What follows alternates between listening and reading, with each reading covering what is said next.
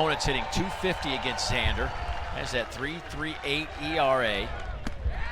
And the first man he faces, Michael Braswell. A couple of hits in this series. Both of those have been doubles. The junior transferred in from South Carolina out of Mableton, Georgia, just outside of Atlanta. .293 on the year. Does have one home run.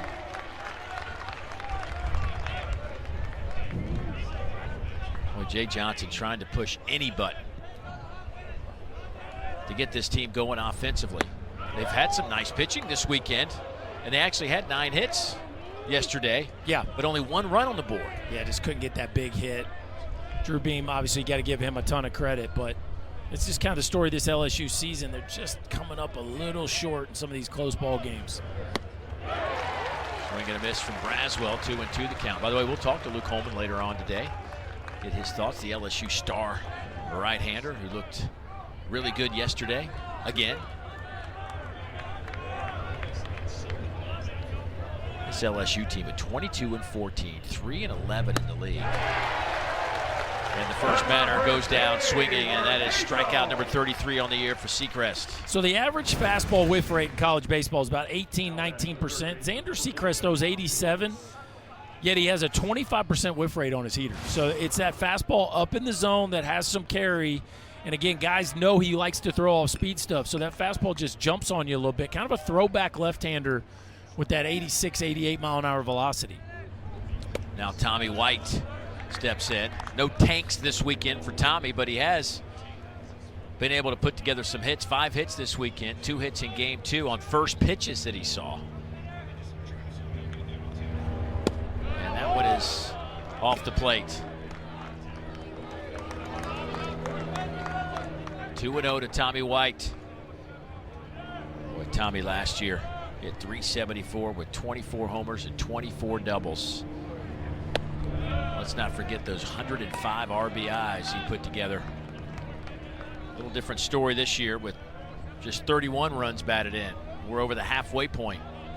Man, that is a monster year. That is a 4-pitch walk for Tommy, so there'll be a runner on and 1 out. About a 3-0 curveball. That is respect, ladies and gentlemen. The old 3-0 spinner. You don't see that every day. But now Jared Jones. Jared, 6'4", 250 pounds. Sophomore out of Walton High School in Marietta, Georgia. On Tuesday night, got inserted into the leadoff spot and promptly hit 3 home runs. So obviously he stayed there for a couple of games. Jones just 1 for 6 in this series with a single, but does have 3 walks. And moved into the 3 spot. Talking to him before the game today, kind of a comfort zone for him. Obviously not a lot of leadoff swings for him in his career. And that one's just off the plate. Yeah, more comfortable in that 3 or 4 spot. That's where he spent most of his life.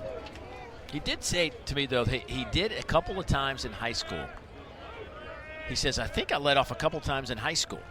So it wasn't completely new to him. Imagine seeing that guy first in a high school baseball game. Yeah, it might have been intimidating. Just a bit. Coach, who's leading off for the other team? Bear. Yeah, just that's all you need to know. We got a bear in the box. We might intentionally walk him to start the game. Big cut from Jared Jones.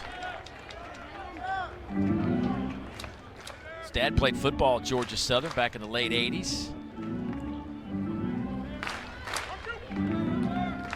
And was really, look, he hasn't caught at LSU, plays over at first base, but he came out as like the 4th best catcher in the country. I mean, he was highly sought after catcher. He and Brady Neal both on the same class, going to the same school. And I guess the plan certainly was find a spot for Jared Jones to play, whether it was behind the plate or first base. Well, one thing I've learned doing the draft for the last 4 years, the hardest thing to project is a high school catcher. It's just, there's just so much that goes into catching at the college and certainly professional level that that's why you don't see a ton of offensive catchers, because when you're elite with the bat, if you're even questionable with the glove, most people are just like, all right, let's save the wear and tear on the body, put them at a corner spot, and let the bat shine, right? I mean, Bryce Harper got drafted as a catcher. And it's like, never mind, right? We don't need to mess with that. That's why when you see guys like Adley Rushman out there. It's amazing. Right.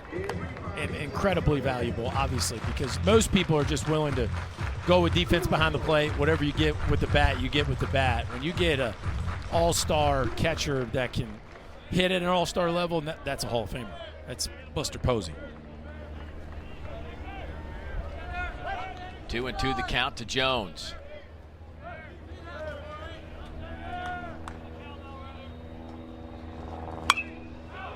Fouls another one back. Of course, one of Todd Helton's classmates for the 2024 Cooperstown Hall of Fame induction is Joe Mauer, another one. Generational catcher that could absolutely rake. Won the batting title a couple times. Could really, really catch and throw as well.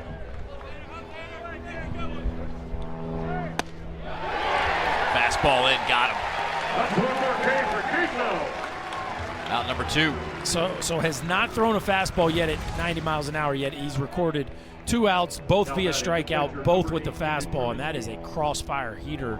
Don't know that he was trying to go in. Nice job, though, by Cal Stark of sticking that one, a fastball right on the inside part of the plate to get out number 2. And now Hayden Travinski, who is behind the plate this afternoon, was a designated hitter the first couple of games. He has 3 hits and 8 at-bats this weekend.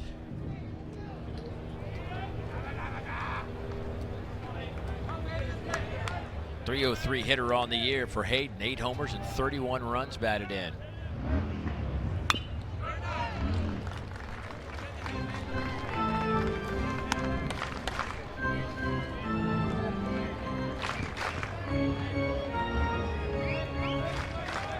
LSU is yet to hit a home run this weekend. Tennessee has hit 3.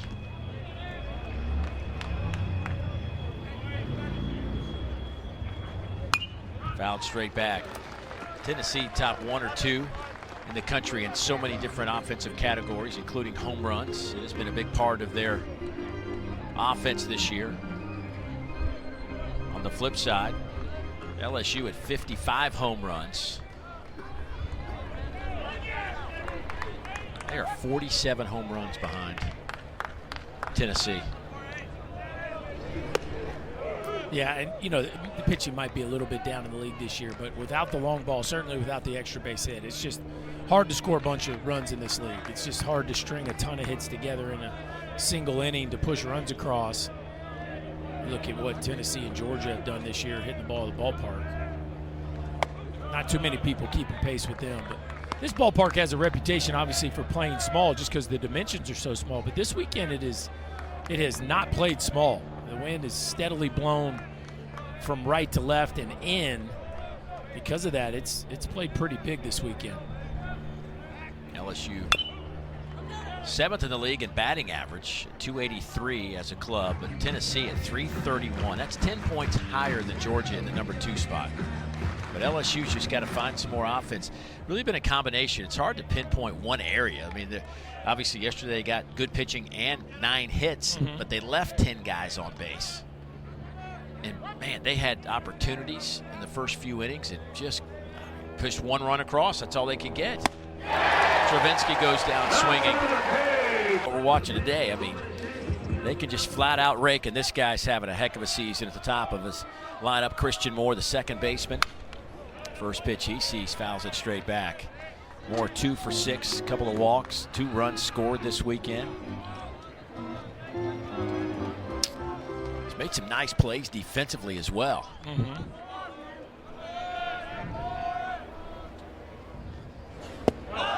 Yeah, the bat with Moore is, you know, if you're talking about from a draft perspective, professional baseball, like you're buying a bat that you know is going to produce at the major league level. There's been some questions about where he fits defensively, but as the season goes on, I think he's showing that he's plenty capable enough to stick in the middle infield.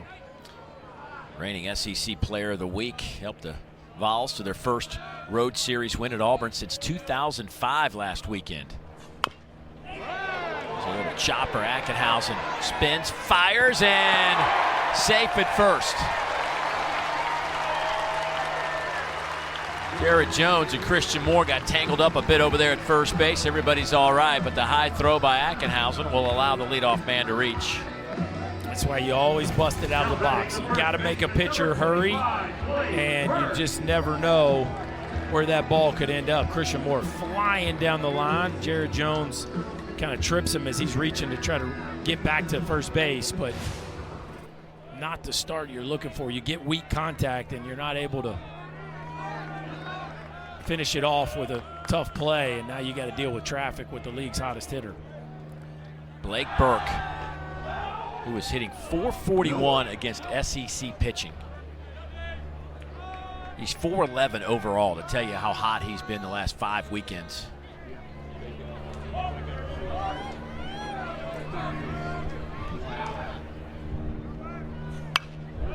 Fouls that one back. Burke 3 for 7 this weekend with a walk, 2 runs scored. He is now 3rd in the conference in batting average. Everybody's still chasing Charlie Condon, who's at .482. Condon 24 homers, a dozen doubles for the Georgia Bulldogs. I mean, Burke got 11 homers and 19 doubles. And of course, riding that hit streak of 25 games. Yeah, just the damage that he's done in league play too, I think is what really has him, penciled in as first team All-SEC when you're leading the league in hitting in conference play and doing it on a day in, day out basis. He's proven he is the guy in the league for 41 in conference play. I mean, it's just remarkable.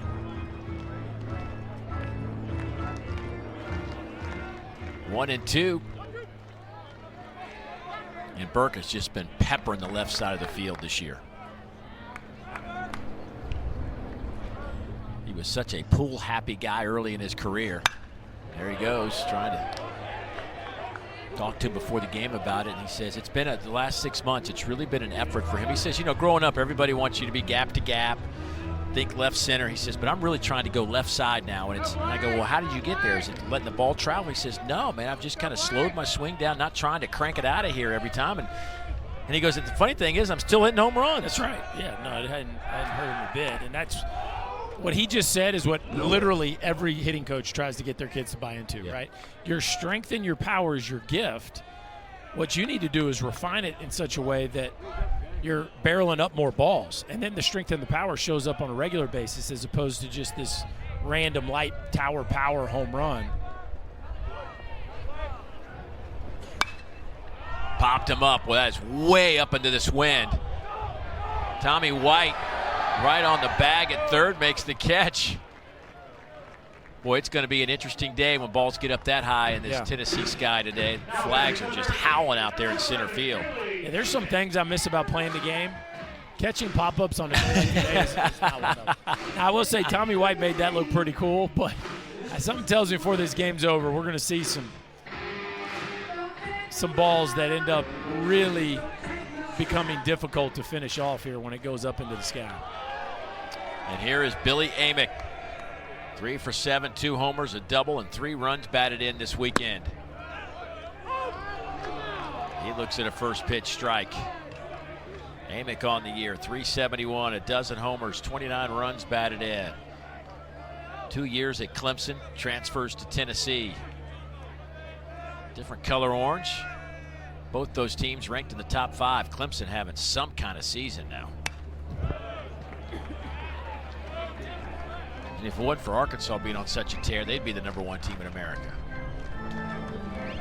Yeah, NC State actually slowed them down yesterday and shut them out, which is pretty hard to believe considering how hot they've been. But I guess, at some point, every team has their day. Man, Eric Backage has been awfully consistent over the last year and a half there. Ooh, looked like a little flinch over there at first base by Moore just a minute ago. No. They will throw it back, keep him in line. Alabama, by the way, able to get Arkansas the #1 team in the country last night. Yeah, how about that? Even it's a bad way to lose a game if you're Dave Van Horn, pitcher, airmailing the first baseman on just a friendly old comebacker. But Bama will take it any way they can get it. They needed it. Boy, they needed it big time.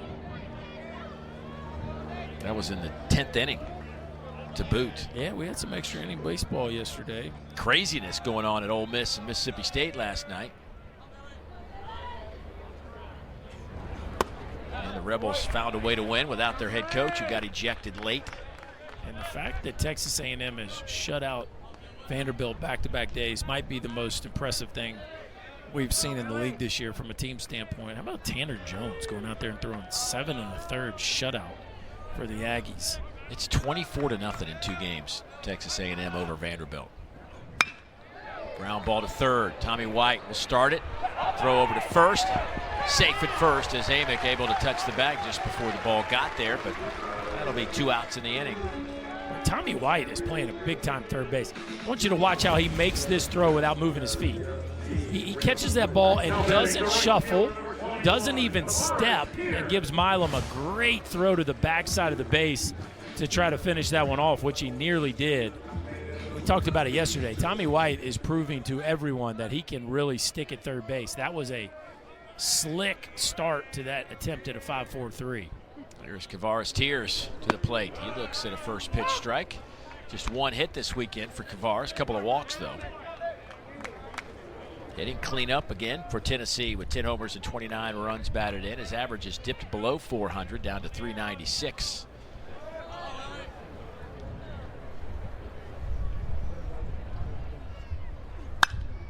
Lifts that one high, and Wynn will push that one out of play. Tears, the 200-pound redshirt sophomore out of Lewisburg, Tennessee. His 3rd year in this program. Redshirted back in 22. Well, he got on a hot streak early. He had a 16-game hit streak. Yes, him and Burke were kind of matching each other there for a while. You think about it, Kavares Tears and Dylan Dreiling were on this team last year and not in the lineup every day. And they didn't leave.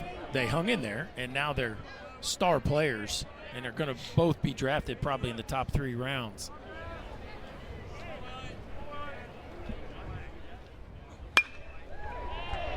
That one is popped up.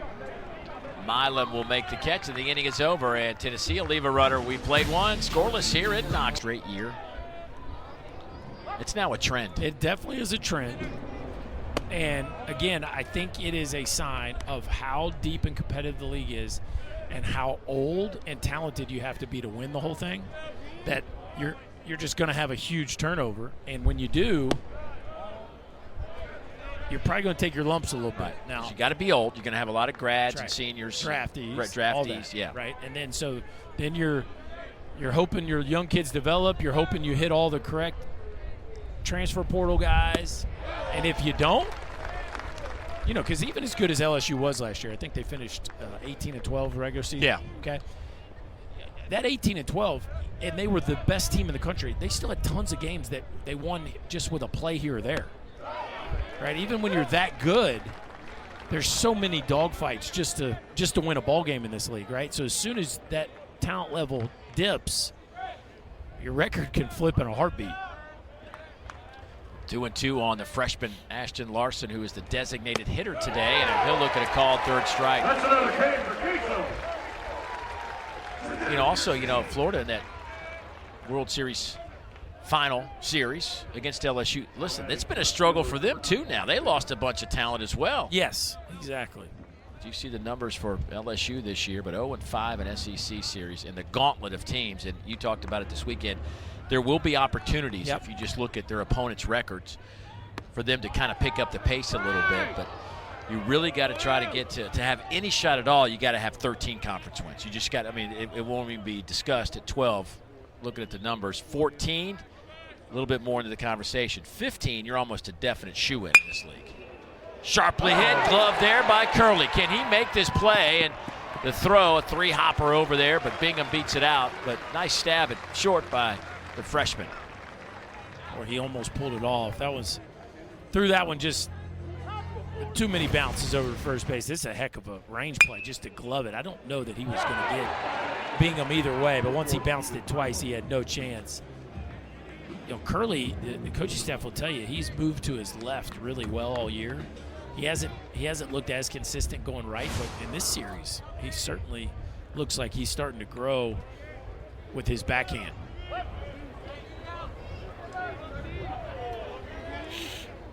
Stephen Milam, another youngster.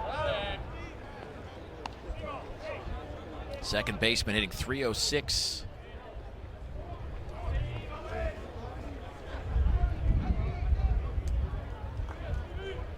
Milam 1 for 6 in this series. He does have 3 strikeouts this weekend.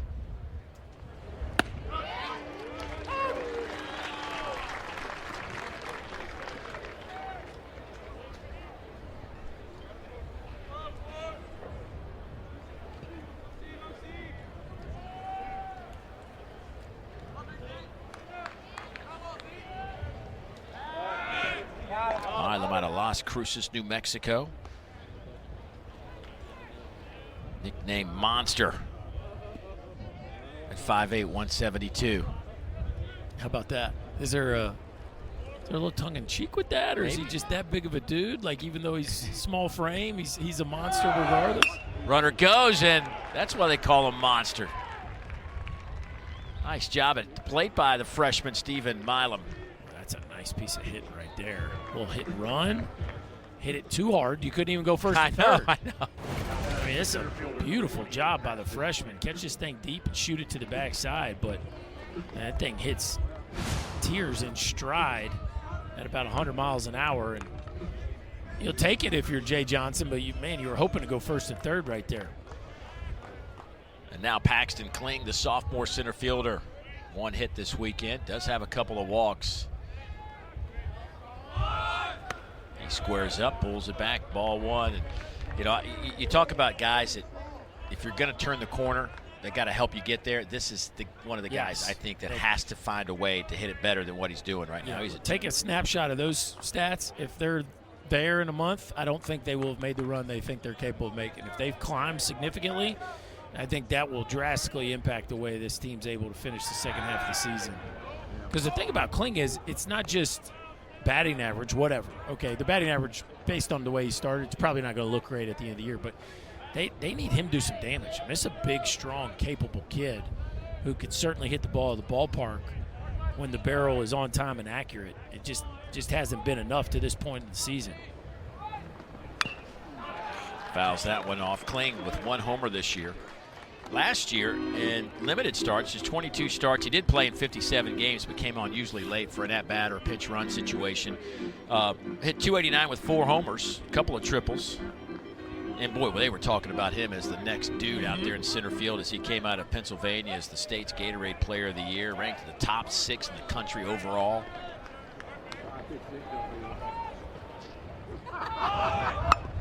Lays down the bunt right in front of the plate. Cal Stark going to third and got him at third. Boy, a bang, bang play.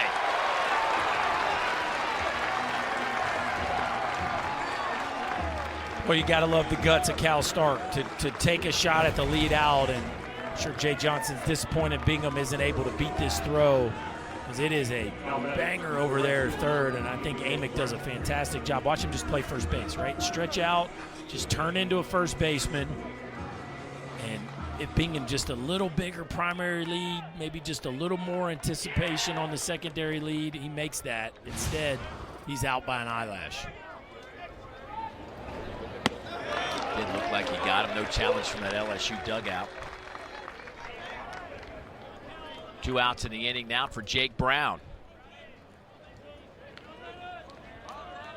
Hitting 9th in this lineup. 0 for 2 this weekend.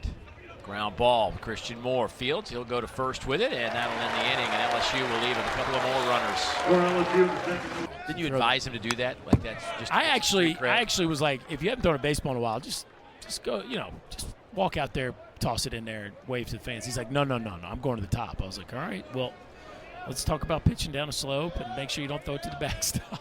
He did a good job. He got it there. He did. What a story. Out of northern Colorado, and he comes into the SEC and just puts on a clinic. Yeah, and he's set the standard for what can happen with the right pickup in the portal. No swing, says Jeff Head. Dylan Dreiling, 2 for 6, a home run and 4 RBIs this weekend. Hit that go-ahead single in the 6th inning in yesterday's game. He's just a steady Eddie in this lineup for Tony Vitello. Can just flat out hit, and one of the clutchest hitters you will ever find, hitting almost 500 with runners in scoring position. Up and in. 2-2 the count.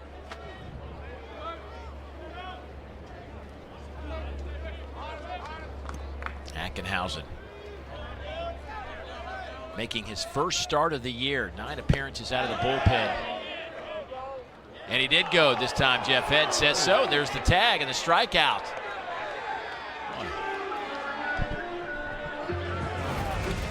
Now batting, the shortstop, number 23, Dean Curley. What do you think, Berkey? Ooh, I'd say that's right on the edge. The body lean probably what tips it off. I think to me, I always judge it. Does the barrel pass the hands, right? And that one looked like it got dead even with it, but the body lean was also heavy forward, and I chalk that up to more of a 50-50 call.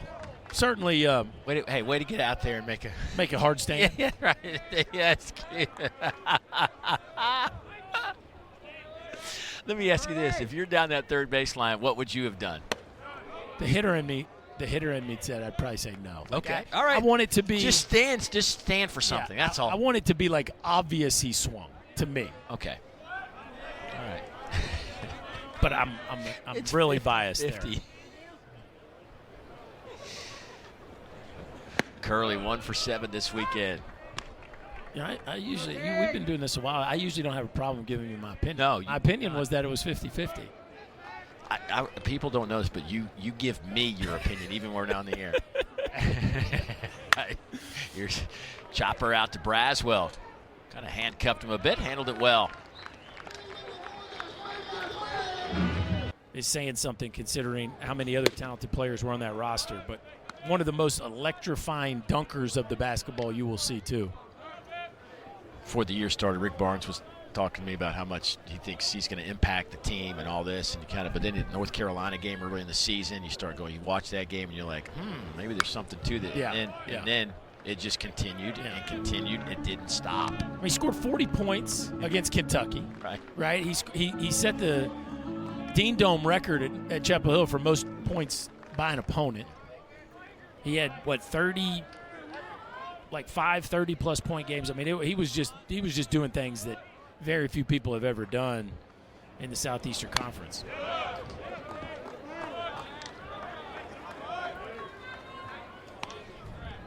Berkey's a basketball player at heart, by the way, if you didn't know, folks. I mean, the guys should have hung up his high tops a long time ago, but he plays pickup ball all the time. He likes to run some Tennessee sets on his Suns teams, basketball teams. We've stolen a few inbounds plays from the Rick Barnes play sheet, that's for sure. That was another thing that was so fun to watch about Connect. The conundrum he put defenses in on some of their baseline out of bounds plays. It was not easy to defend. Hunter Inslee, 1-2 on him. And that is a strikeout, and the inning is over. So Ackenhausen continued to Michael Braswell against Xander Sechrist. Braswell, his first time up against Sechrist, went down on strikes.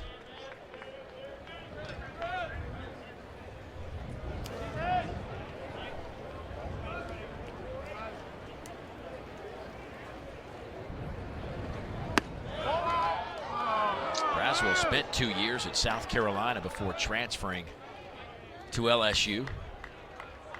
Had 37 starts last year at South Carolina, hit .255. Had a good, solid freshman season, hit .285 for the Gamecocks. Well, he played shortstop his freshman year, moved to second base last year, and I think wanted the opportunity to get back on the left side of the infield. Certainly has been given that this year at LSU. Can't ask for anything more than running out there playing shortstop for the Fighting Tigers. What an opportunity.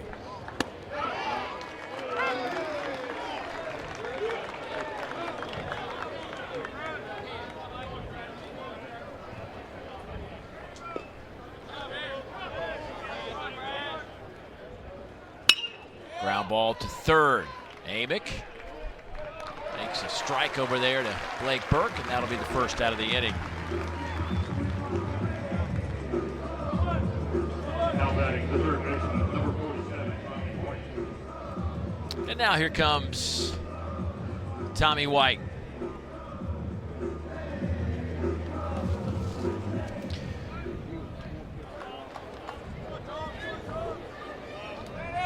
Tommy walked his first time up.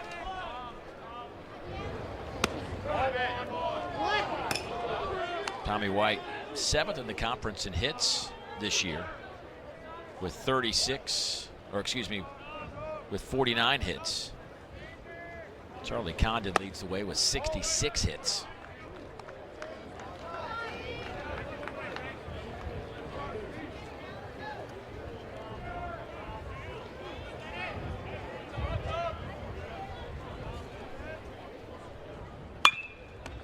Right back off the glove of Seacrest, just throws the glove away and then throws it high.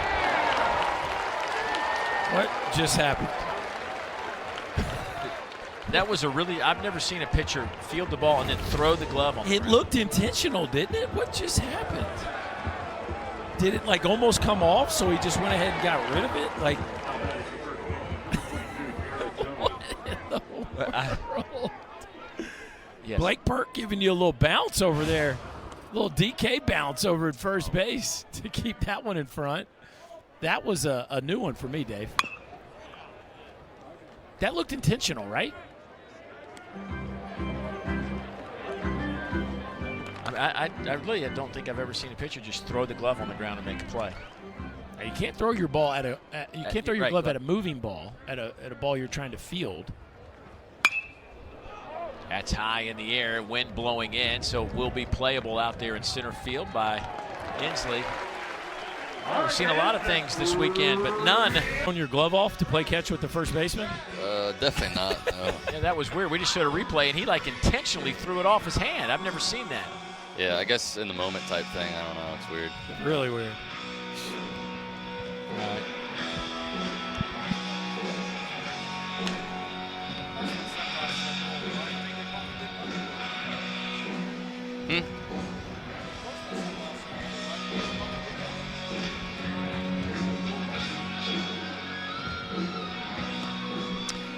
Back here in Knoxville, Lindsey Nelson Stadium, Dave Neal and Chris Burke. And joining us on the headset down there, the big right-hander for LSU, Luke Holman, who got to start yesterday and pitched well. Just nothing to show for it in the wins and loss column. But certainly, Luke, talk me through yesterday's start. I mean, how did you feel against a lineup like this? You were spinning a few, and they were kind of backing up on you. Is that a you thing? Was the ball different? And then what do you do to try to make an adjustment? Because it did look like you found it later. Yeah, I feel like all balls are different, so you got to get used to it. And then, after a couple innings, I was able to find a release point and all that type of stuff. So. Do you go rosin? Do you go what? Like, how do you? I hate doing anything like that. I like just a clean ball, no rosin or anything like that. So. Okay. So talk me through kind of the decision to leave Alabama, come to LSU, and how it's all played out. Just kind of go back to when you decided that it was time to maybe put your name out there, and why'd you do it, and how'd you end up here? Yeah, I mean, I've played there last year. It was an awesome environment, and I wanted to pitch here, and it was a quick decision. So I know your dad played pro ball a very long time. What did you learn from him that's helped you compete at the Southeastern Conference level? Yeah, it helps when your dad's a pitcher in the majors, so it helps a lot growing up. He was able to teach me all types of things and how to go about, playing when you get older. So. What give us something. Like, what was the big thing in the Holman household? Like, what? Well, I know you said you hate walking guys. Was that a thing with Pops? I was big on mechanics, staying healthy, and, growing up, I didn't throw the hardest, so worked on off speed and that. And I would say I still throw the hardest in this league, so still just learned to spin it when I was young, grew up, and grew into my body and all that type of stuff. So in Pennsylvania, though, was it always – did you always want to be in the SEC? I mean, obviously you've got 2 schools checked off the list now, yeah. But with that growing up, was that like, I got to go play in this league? Yeah, 100%. I always want to play ball down south, and I'm glad I was able to come down here. So. All All right, now you play a little basketball. We just saw Dalton Connect run out there and throw out the first pitch. He's a hooper. Like, do you still get out and play a little pickup ball or anything? Definitely not now. I'm not trying to injure myself or anything like that, but I played in high school a little bit. You know, I think I got some athletic ability from playing basketball and other sports. So, I mean. Well, anyway, listen, we'll let you get going. We just wanted to check in with you, see how things are going. It was great watching you pitch last night. Continued success, buddy. We'll catch up with you down the road. Awesome. Thank you. Yeah, keep doing it, kid.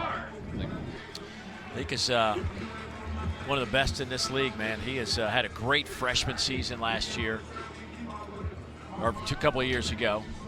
He handles himself very similar to the way he pitches. Just kind of slow heartbeat, seems to be very steady.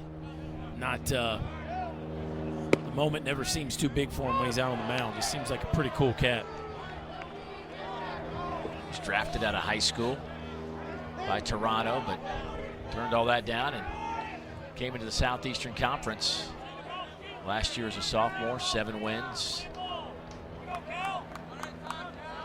for the Crimson Tide with 87 strikeouts.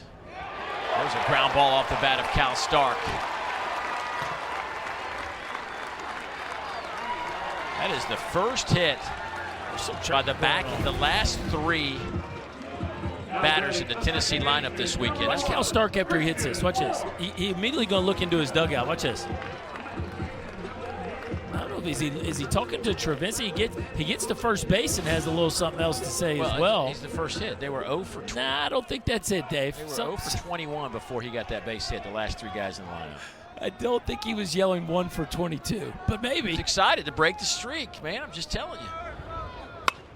There's a ground ball. Milam's going to have to move to his left. Nice play by the second baseman. That'll be the second out.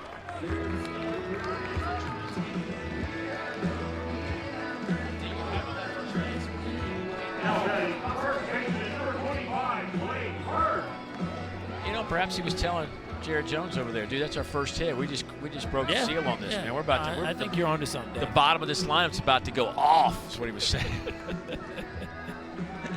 This guy's gone off. Blake Burke, over 400 at the plate this year.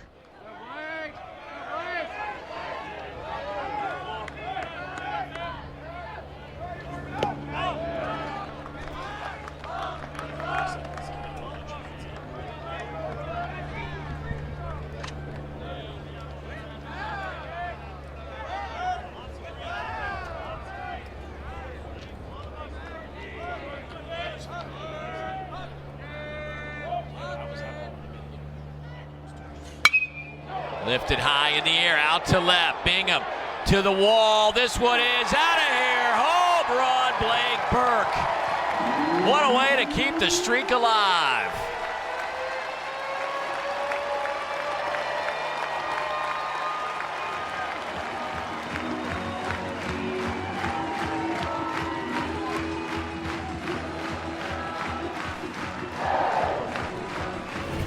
This is like old school David Ortiz playing it off the big monster in Fenway right here. Just play the wind, get the ball high to left field, inside out, catches it a little deep, but that is the exact ball flight you need to take advantage of the conditions today. Nothing going out of the park to the right side of center field. He gets it up, the wind takes it the rest of the way, and now this packed house has something to cheer about.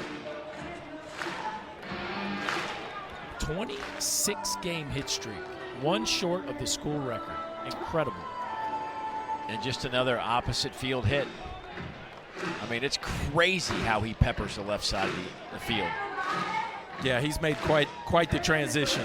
And the thing about it is, you know, he's got pull side power whenever he wants to really let it go. Well, that's what the definition of maturing as a hitter is when you realize, you know, he was talking to you about not swinging as hard, not trying to come unglued with every time he lets it rip. And on a Masters Sunday, it's not dissimilar from a great iron player and being able to add and subtract to their irons, right? And you got to have a couple different shots in your bag. You got to have a few different clubs in your bag. And Blake Burke has certainly learned that. The dichotomy of Burke to Billy Amick, though, is tremendous because Amick's philosophy is, I'm going to swing as hard as I can swing and hit it as hard as I'm going to hit it. I mean, that's literally talking to him before the game today. So he said, I just try to hit the ball as hard as I can hit it.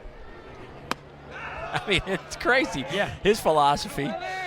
But And he Burks. naturally hits the ball to the backside, Yeah. right? I mean, we saw him hit an Oppo homer yesterday. So even though he's trying to hit it as hard as he can hit it, he's not trying to do that necessarily to the pull side. So he still stays on the baseball to both sides of the plate.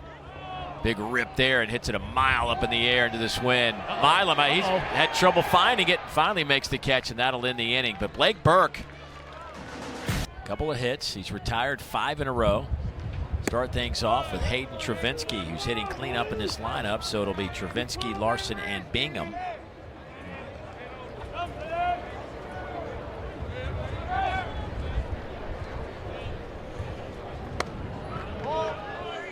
That one misses in, 2-0. Cal Stark is not happy. I think this is about the home plate umpire, David Ewell, or is this about Travinsky? I don't know. Remember, Stark and Travinsky had some words that last at bat, it looked like. And now Travinsky up to bat. And I think Stark felt like that was a strike. He's not happy about it. This is kind of I'm not exactly sure what's going on here. We were told before the game that the end of yesterday's game, maybe there was a little bad blood between the two teams. We didn't see it up here, but I don't know if this is a little carryover effect. I don't think these two are going to be sending each other Christmas cards.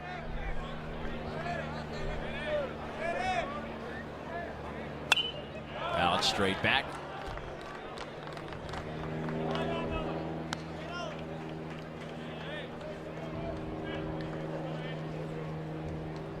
Travinsky, the graduate out of Shreveport, Louisiana. Fouls that one out of play. You talked about him being such a vital piece of this national championship run last year. He had 429 the Baton Rouge Regional, 6 for 14 with a couple of homers. Also hit 538 in the SEC tournament. I think it's a base knock here. The shift was on and he went through the right side of the second base bag.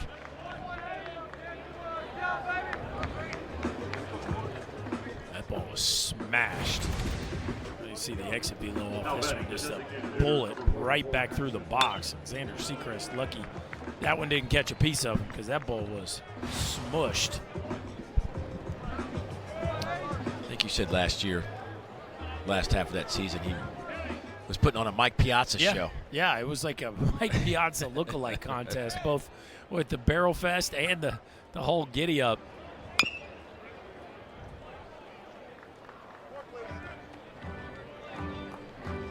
There's Ashton Larson. Freshman struck out his first time up. He's had some really good swings this weekend. And well, there's a lot to like about this young man. Freshman out of Overland Park, Kansas. Drafted out of high school by the Twins, but obviously turned that down. Here's Burke, picked. Couldn't get out of his glove, but Travinsky was kind of, I don't know what was going on. Travinsky didn't look like he was going full throttle down to second base. No, I think he didn't see Dean Curley anticipating the catch. Like Jay Johnson beside himself. He's gonna meet him and have a conversation because Travinsky peaked, and I think he thought Blake Burke was gonna go the other way, and Burke didn't like his option to go back to first base and just rips it to second, and Travinsky had already put on the brakes. And Jay Johnson is Well, they could have had 2 on and nobody out. yes.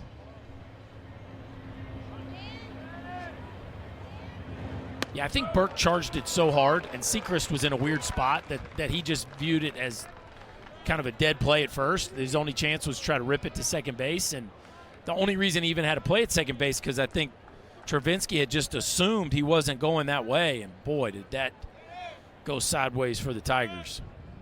Mac Bingham.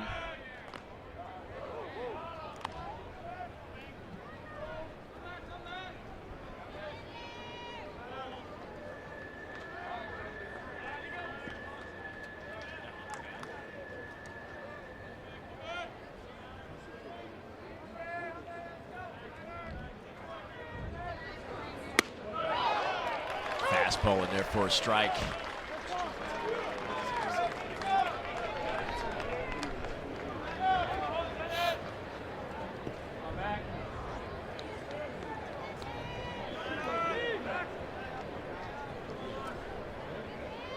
Bingham singled to the left side of the infield his first time up.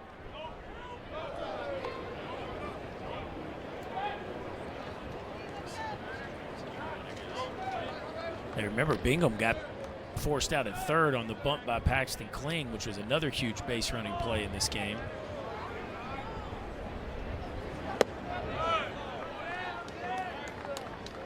It just shows you, too, that whole play just shows you how different this LSU team is than the one last year. Could you imagine Jay Johnson bunting with runners on first and second and 1 out last year?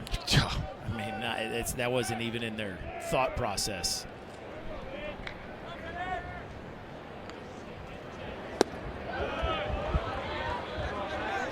Two and two the count.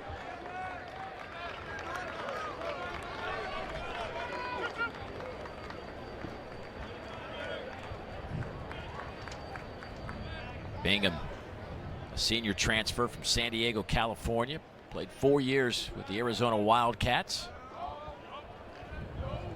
He was drafted out of high school by the Cubs back in 2019, but went to Arizona to play for Jay Johnson, where he was a freshman All-American in that shortened 2020 season.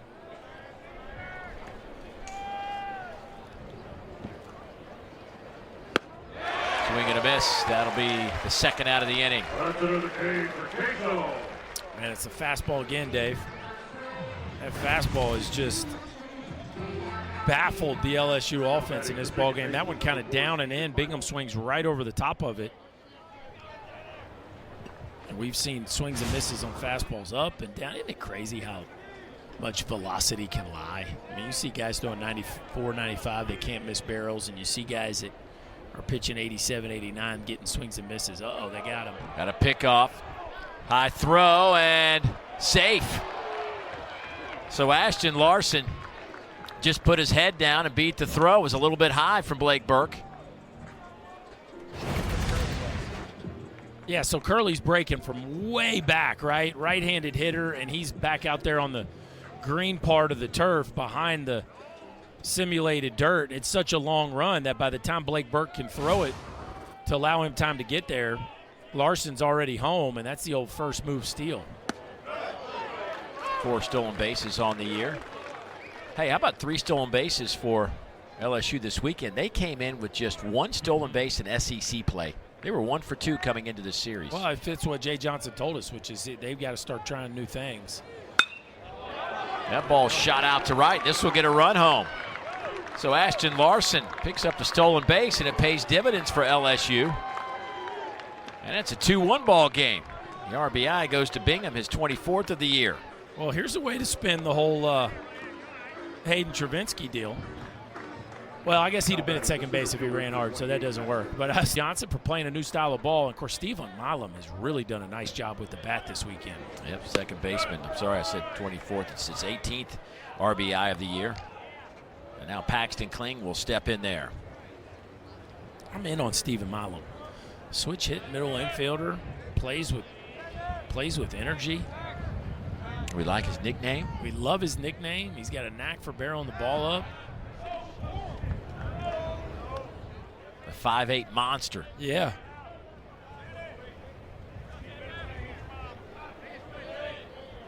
There's kind of some Nick Madrigal vibes. Okay. From Stephen Milam. Okay. Yeah. All right.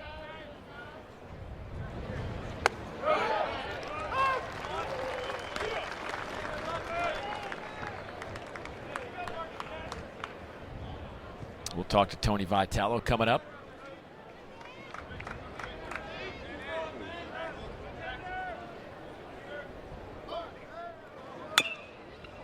That is a chopper foul.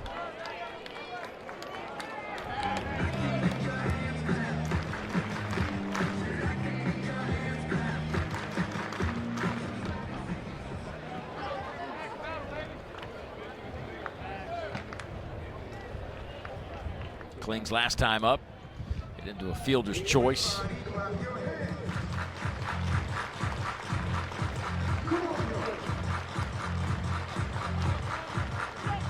Yeah, sack bunt that he just didn't get far enough away from Cal Stark, who did a fantastic job of getting the lead out.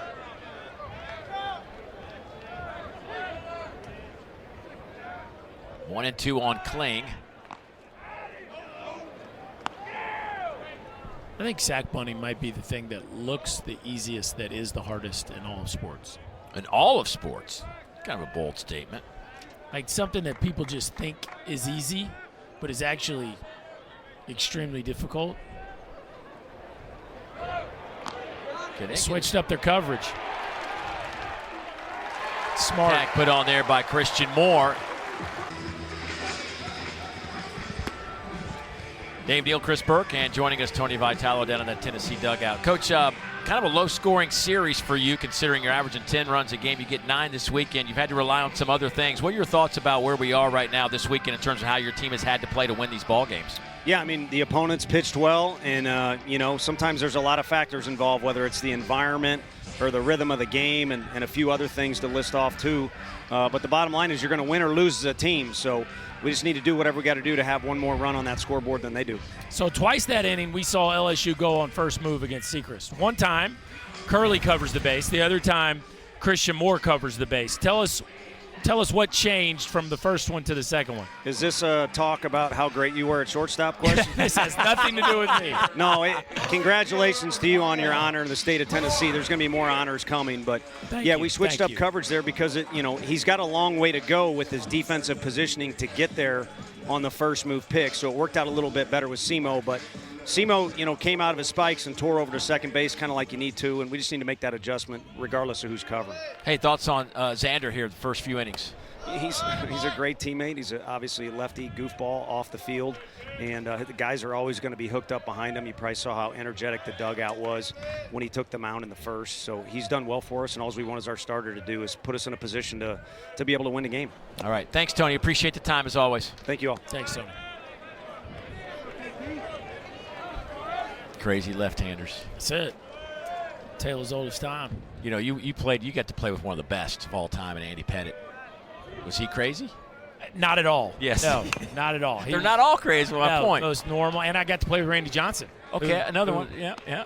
Now, he might tilt toward the crazy side? Not in the goofy, typical, like he's talking about with Xander, like funny and real lighthearted. No, Randy was all very business. Serious. Yeah. All business, yes.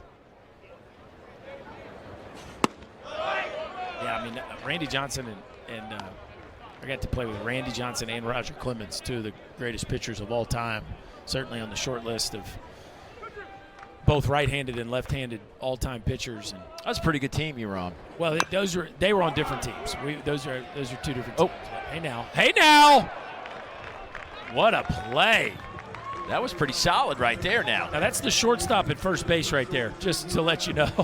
I mean, he was in foul territory by the time he finished. Yeah. Look where he starts. He's over in the overshift, and then he just goes ahead and goes catch and glove flip, and that is his only chance to get tears flying down the line. That is a five-star play right there by Michael Braswell. And he's had some issues over there, but you can see why they keep running him out there because of plays like that. That was fantastic. So when you were catching Roger Clemens, I love these stories of big leagues.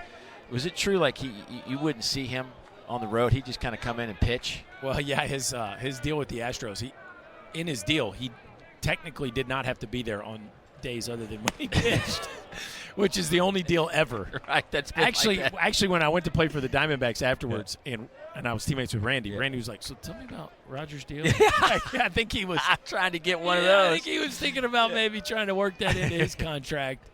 It was one of the all-time deals ever. That was hit high in the air out to the left. But when you mow down 15 a game. Oh, he wins 7 Cy Youngs. but here's the thing. He managed to not always be around and yet be like the most liked dude in the clubhouse. He'd show up, be like, "Berkey, man, I watched last night. Umpire really squeezed you on that last, or really jobbed you on that last one. Like, that ball's way outside." And you're like, "So you were watching?" He's like, "Yeah, I was watching, man." Like, that's great. With that. Yeah, he was great. He was great. And, when you show up and throw 6 zeros pretty much every time you take the mound, like, people are like, "Man, show up whenever you get a pitch. It's all good." The stories of big league baseball. One other cool thing about the Rocket, he had his glove, he wrapped it in a softball. He wanted it as wide as it could be, so he didn't tip his split Oh, finger. right. As he would dig in for split finger. So you knew it was his day to pitch. He put it in a silver box that had his logo on the top of it. Oh, yeah. Not. So the clubhouse staff would put it out on his locker chair. Did you have like a ceremony when he came to open? Well, up if you walked in the clubhouse and saw the silver box on his clubhouse chair, it's like, oh, Rocket's pitching today. I didn't know if they could all get around, huddle around. There was he'd nothing open like the that. Right. It was just cool. You'd walk by his locker, you're like, there's a silver box. Roger's here today. Yeah, Rock's in town. I love it. And then the place would be sold out. He'd go out there, and I mean, he almost never disappointed. It was insane. They don't make him like him anymore. Guys aren't throwing 8 innings and throwing 120. I mean, it just doesn't happen anymore. Go back and look at the history books of him and Randy Johnson. The years where they threw, how many years they both threw more than 250 innings in a season is crazy. And then the strikeout totals, Randy had, I can't remember what the number was, but some crazy number of more than 300 strikeouts in a season.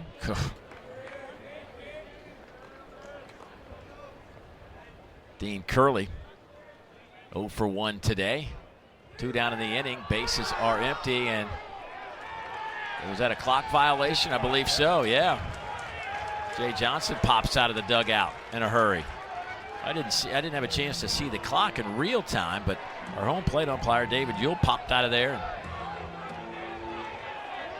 Even the crowd was paying attention. There's a little clarification on if he started his delivery. Wow, pitch definitely wasn't delivered, obviously. It was zeros clearly, but he had started his delivery with 1 on the clock.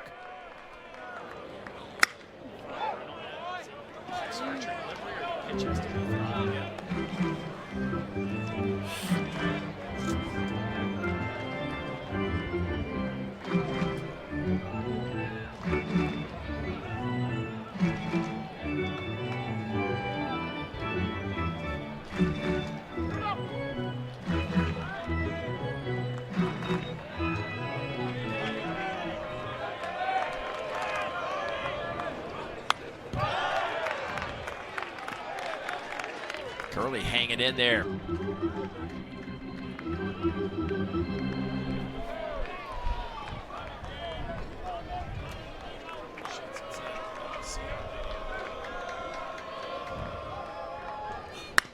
Ground ball. They had him shielded up the middle and shaded up the middle, and that one is played.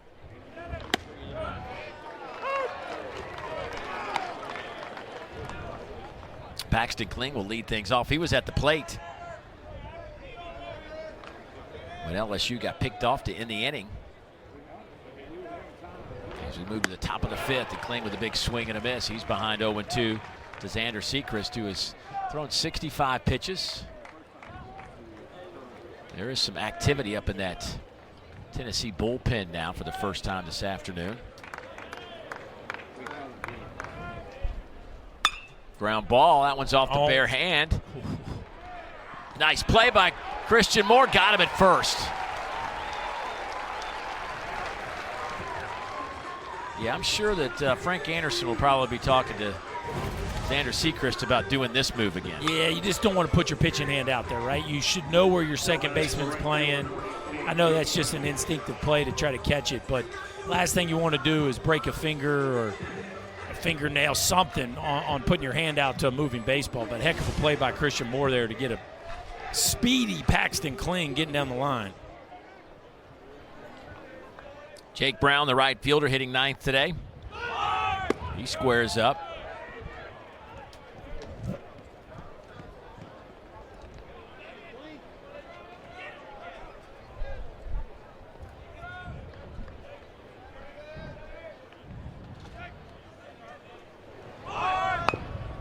Lays down the bunt. It's foul. It'll be 1-1 the count. Well, we've seen LSU square up more this weekend, and they've probably squared up to bunt all year. Yeah, I think definitely with that bottom third of the order, Jay's just kind of committed to he's going to micromanage some more of the at-bats than he has in the last couple seasons. There is a strike. Now it's 1-2. You know, we offensively they've been challenged this weekend. But on the flip side, LSU's pitching has done a really nice job, as good as anybody's done in the SEC against this Tennessee lineup. They've given up now 11 runs in 2.5 games. And remember, this Tennessee team came in leading the country, averaging 10.5 runs per game. Yeah, I think, and coming off a weekend where they just lit the world on fire down at Auburn. To the right side, Christian Moore. Ball games, just when you thought that we're kind of asking the question, would they be able to win some ball games? They've stepped up and kind of turned the corner a bit with 5 victories. This one's hit out to right field. Tavares Tears to the line, and he'll make the catch. And the inning is over. Head to the bottom of the 5th. Tennessee up 2-1. He had 2 strikeouts in 1 inning, and also, though, the downside of that is he also had 2 walks, but didn't give up a run.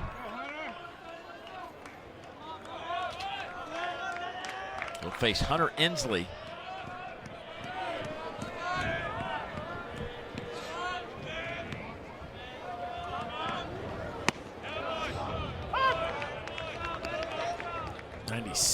Break down Broadway, and this is, I think, what Jay Johnson's going to continue to do. Number one, I think he's going to keep using Holman second so that he can use the bullpen more in Game 1 and Game 3, but I think he's also going to just continue to give guys like Cam Johnson and Aiden Moffitt chances. This is your future if you're Jay Johnson. Maybe as starters, but certainly out of the bullpen, and they're just too talented to worry about what could go wrong. You got to give them the keys and let them shine and see if they can step their game up. And boy, it's been so far so good for both of them this weekend. Starts Inslee off with a strikeout. Gas. 98 miles an hour above the belt, and then a 1-2 count where you're thinking maybe slide or maybe change up. That one is just right down Broadway on I-98 from Aiden Moffitt. Hey, by the way, we got to give a tip of the cap to Nate Ackenhausen, who pitched really well, had 1 mistake to Blake Burke. I don't even know if it was a mistake, but Blake able to lift it up at the left field wall for a 2-run shot, but only gave up a couple of hits to the Vols in 4 innings. No, he was fantastic, and as we've said about, for the most part, the entire LSU pitching staff's been fantastic this weekend. Looking for that offense to kick it in gear, but Nate Ackenhausen, I would say, probably earned himself another start for next weekend. Woo! You better get it going right now for Mr. Moffitt. Like, I know the changeup and slider are good, but if you don't get the barrel started, you got no shot to hit this heater right now. It is jumping out of his hand.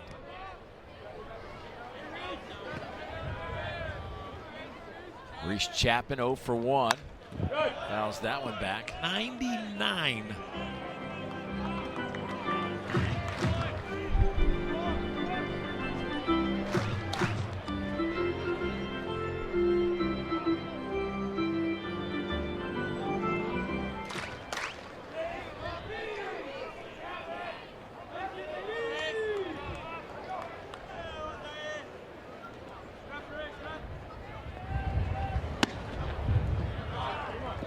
The old waste 0-2 pitch right there.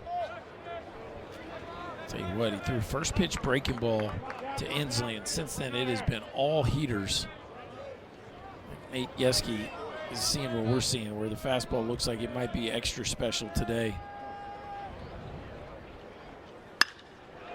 High in the air, out to left center. Wind pushing it that way. Boy, I tell you what, Paxton ran right into Mac Bingham. And who held on to the ball? Kling did. But that wind carried that ball 20 yards or more. Well, it's all smiles now. Mac Bingham was on the wrong end of that. Look where he starts. The ball finishes basically where Bingham is. I mean, Bingham sets up early. Look, he's just camped.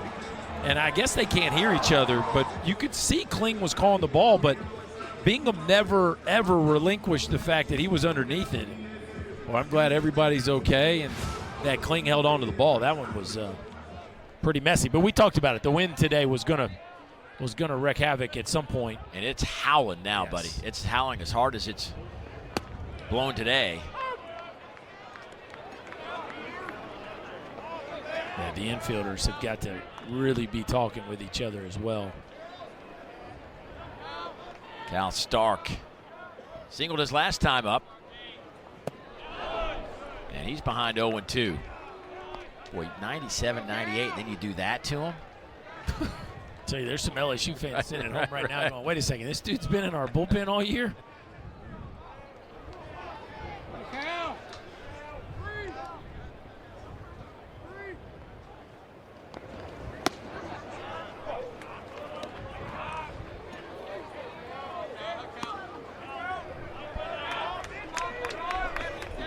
This kid's got a real chance. He's done a nice job, too, of hitting Travinsky's mitt. I mean, he continues to miss on the proper side of the plate. Whew.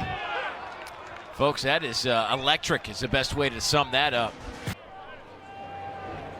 It's where you want Tommy White. Nobody on.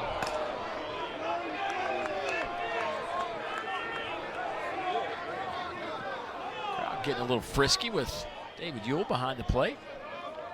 Tommy with 5 hits in the weekend series, 5 for 11. Chopper out to third. Amick fields and throws. That'll be out number 1. This series has been exactly what we thought so far, pitching and defense. Yeah, yeah, that's what we knew. Yeah. We came in and thought this was going to be a slugfest the way Tennessee, especially last weekend with 14 home runs. But they've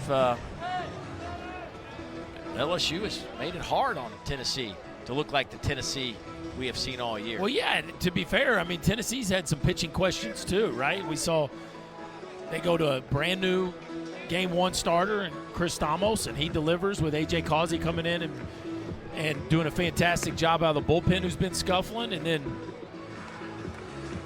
you know, Game 2, you had both aces hold up there into the bargain. Okay, that maybe could have been anticipated, but then today we were expecting fireworks again, and here we are in a 2-1 game in the 6th. Jared Jones 0 for 2. His average is down to 293. You know, look at ball 1.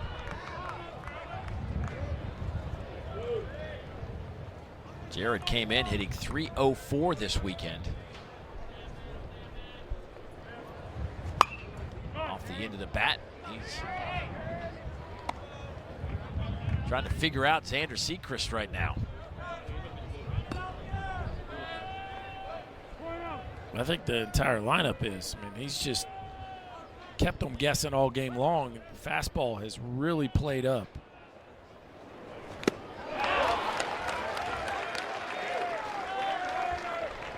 How about Bama beating Arkansas 2 out of 3?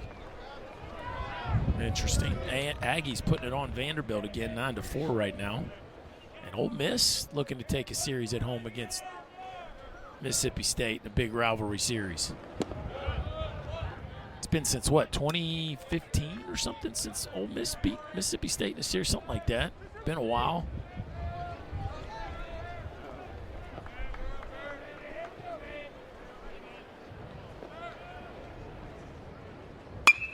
Sharply hit right at Curley.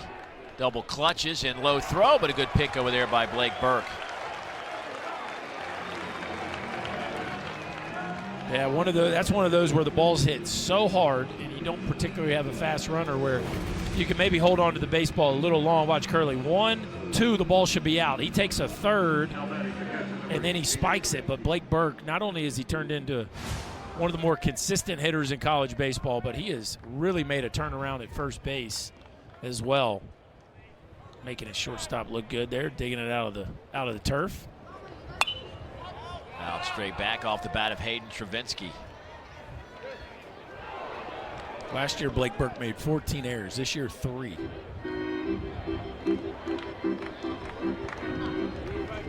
That's better. Yeah, feels better. Yeah. Feels better. Appreciate you adding to that.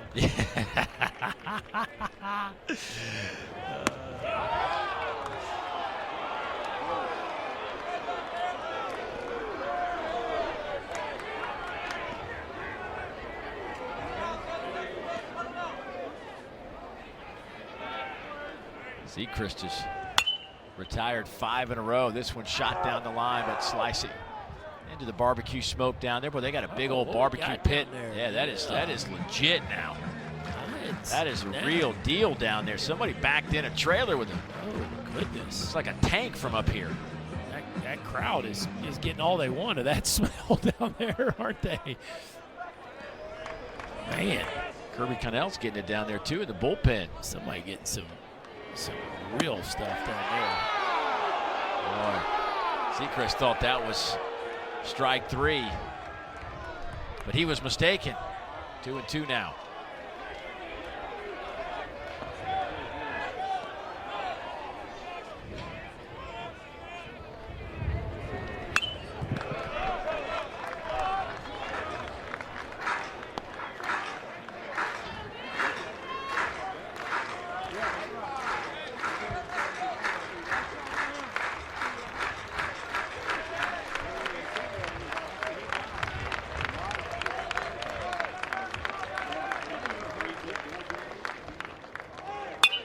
Again, fouled down the right side. No, I didn't go down there. Tony Vitello's dad usually comes down from St. Louis, spends the weekend here, and usually he's out there grilling some burgers and dogs and stuff. Usually I get a plate run over here, but really, it's like that? Yeah, man, we're like tight. That's what we do. Wow. But nothing. I got nothing this weekend. High in the air, out to left. I don't think there's a chance this one stays in the ballpark. And Hayden Travinski just went yard and tied this thing up, his 9th of the year.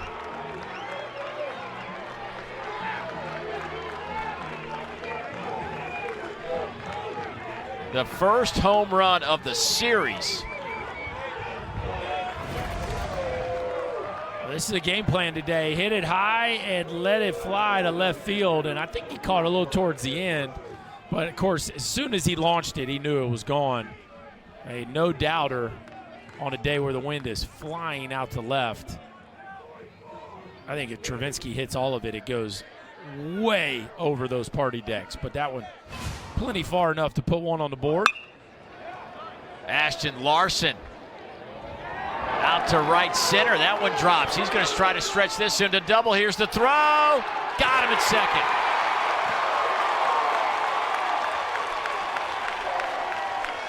LSU wants to challenge this play at second. Larson tried to hustle down, but a nice job by Hunter Inslee. That doesn't tell you how hard the wind's blowing, Dave. This ball nosedives on Kavares Tears. Like he's running to the wall. Tears is running to the wall. The ball totally dies in midair, but Inslee throws a strike to Curley. Let's see if the glove gets there before the hands do. Oh, I think he's in there. Yeah, I think he's in there.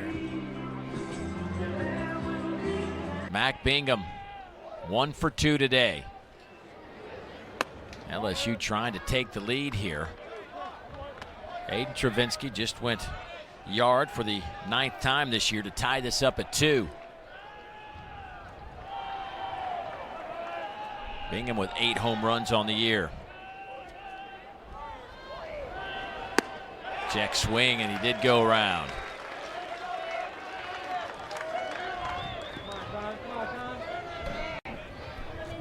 Tell you, the conditions are such, Dave, that it would be hard as a pitcher to throw anything into righties and away to lefties. You'd think you just want to stay on the outside part of the plate. And if somebody, cuts the wind with a rocket over somebody's head or hits one in front of somebody, you live with it. But what you don't want is a lazy fly ball turning into a 2-run homer.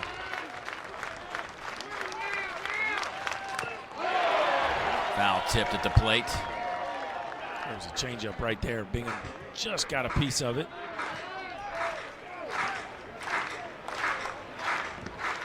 I love watching Cal Stark catch, man. He is such a positive guy. He is always out there encouraging his pitchers. A lot of energy.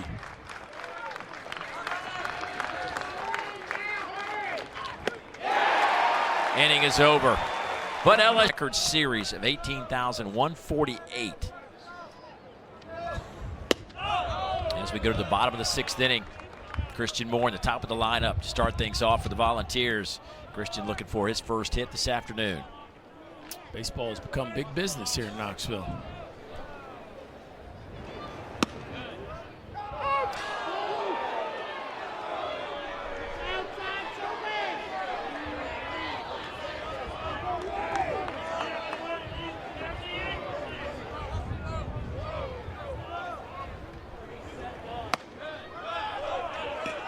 Moffitt working now into his second inning, and I think this will be an interesting inning for a lot of folks to watch to see how he can continue. That first inning was just dominant when he got out there. And the fastball so far at 95, where we saw 97 to 99 in the first. 95 again. So, yeah, interesting, right? I mean, it was nothing. I don't think anything was under 97 last inning.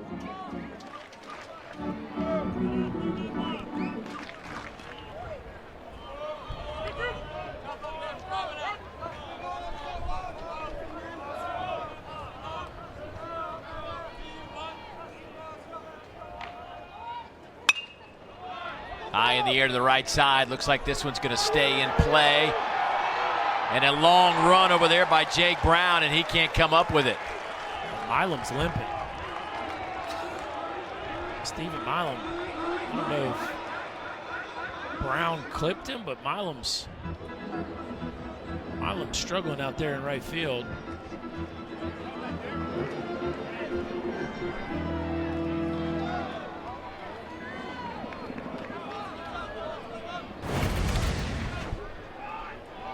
What we got here?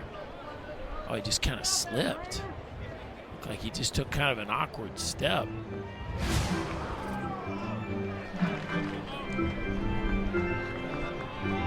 Looks like he's going to be all right.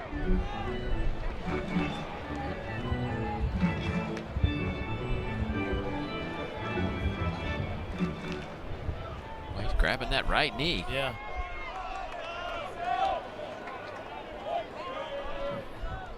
See if the ball finds him, and that's usually what happens. Well, that's usually the old adage when you come into the game, but I don't know, maybe we'll start anew. Yeah.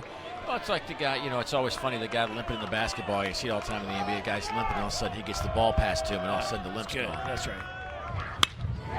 That ball's hit hard and deep to left. That one is gone for Christian Moore. Home run, Tennessee. They take the lead at 3-2.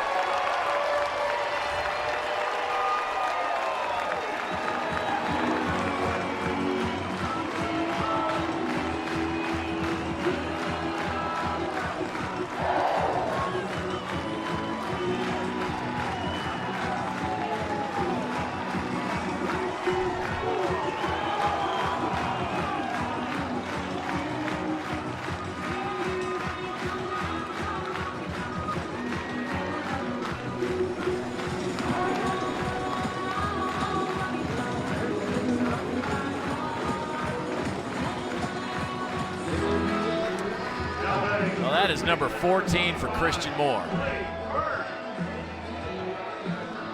Boy, and a missed pop-up, right? And it was a hard play, right? A hard play, but to not be able to retire Moore on a ball, a pop-up that stayed in play, and to give him new life. And, of course, Christian Moore, he's taken advantage of a few mistakes in his time here in Tennessee, and boy, did he take advantage of that mistake by the LSU. Hard to call it a mistake. It was a tough chance, but an opportunity to retire him.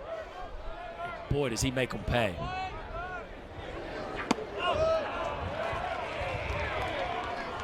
Second home run allowed this year by Aiden Moffitt. Tennessee has 3 hits today, and 2 of them have left the yard. Efficient.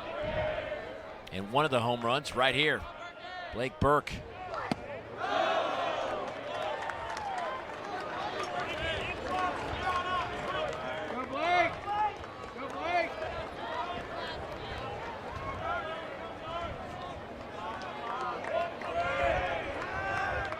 Burke at 412 now. Boy, now it's 3-1. Let's see if he tries the inside out one again.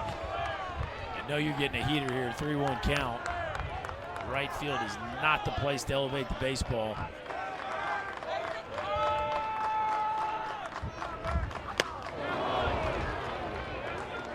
Smart, pitch him in. right? I wouldn't throw it out over the plate again. They made that last home run look too easy.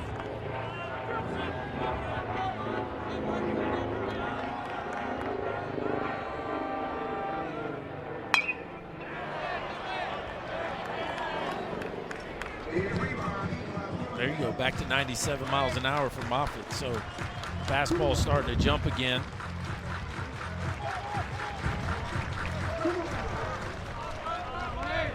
Moffitt came out of high school in Mississippi as a #1 ranked right-handed pitcher in the state.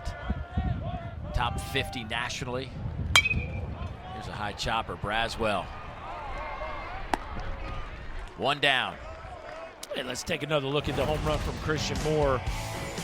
Looked like a fastball just right down Broadway. Look how clean that path is. And Christian Moore, look how early that barrel is to a fastball at 96 miles an hour. A really flat move through the front of the zone and a rocket into the party porches out there over the left field wall. Top shelf Bass Brothers. Emotional leader of this team, Christian Moore, puts the balls back in front. Billy Amick looks at ball one. Billy 0 for 2 today. Dozen home runs on the year. Big swing and a miss.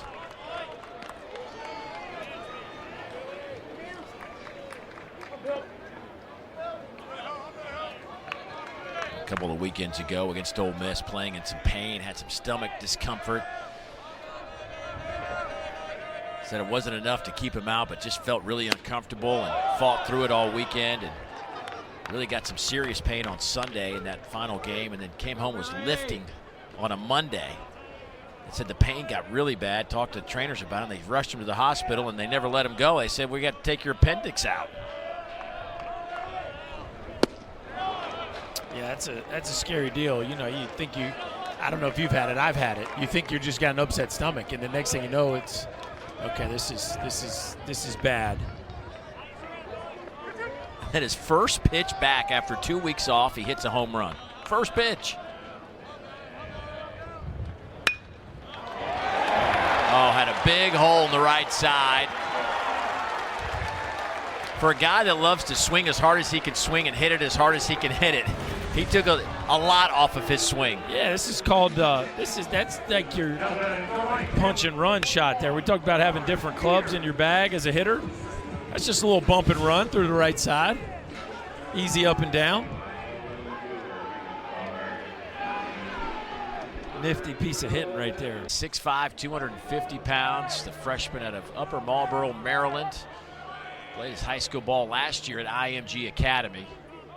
Considered the #2 left-handed pitcher in the country last year coming out of high school.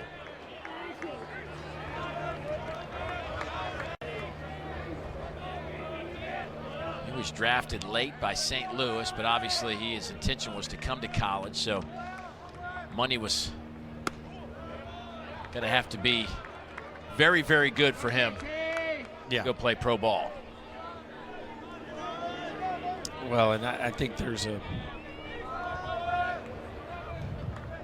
talent level with Cam Johnson where whatever the number he was being offered, if he reaches his potential over the next couple of years at LSU, he could double or triple it in his time in Baton Rouge.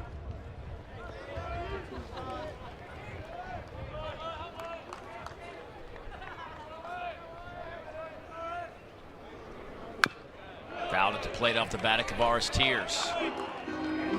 94 miles an hour right there. I'll tell you what, these Tennessee lefties have had to deal with some talented left-handers this weekend. I mean, Griffin Herring and Gage Jump, Ackenhausen, Cam Johnson.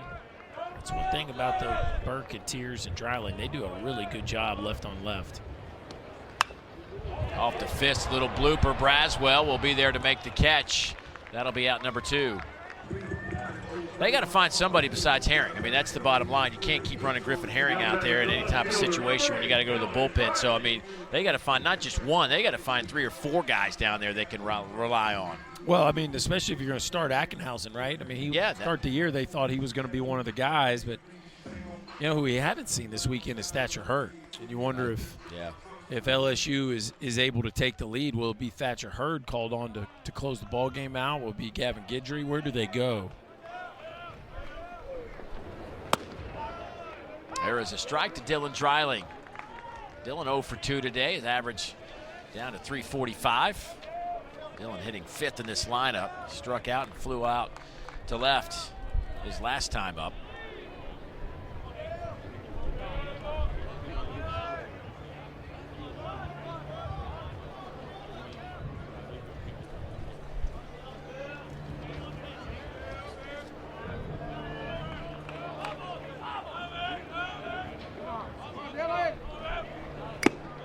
Foul tip. Strike 2. So this is where, if you're Cam Johnson and you're evaluating where he's at in his development, you got a left-handed hitter 0-2, right? This should be no more than 2 pitches without being able to either get weak contact or a strikeout if he really executes.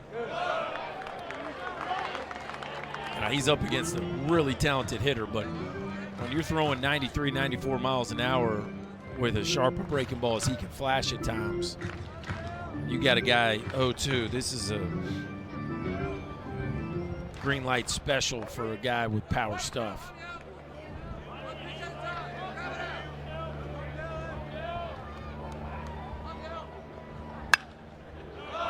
Fouled out of play. Texas A&M just, again, putting it on Vanderbilt. It's 12-5 now in the bottom of the 8th. Boy, I tell you what, I've got Vanderbilt, Florida next weekend, and Florida salvaged one this weekend against South Carolina. But it looks like Vanderbilt's going to get swept. Both those teams are going to come into that series in desperation mode, really. Ole Miss wins 14-2. This one high in the air out to left. Who's going to make the play this time? Kling will let Bingham make the catch, and that'll end the inning.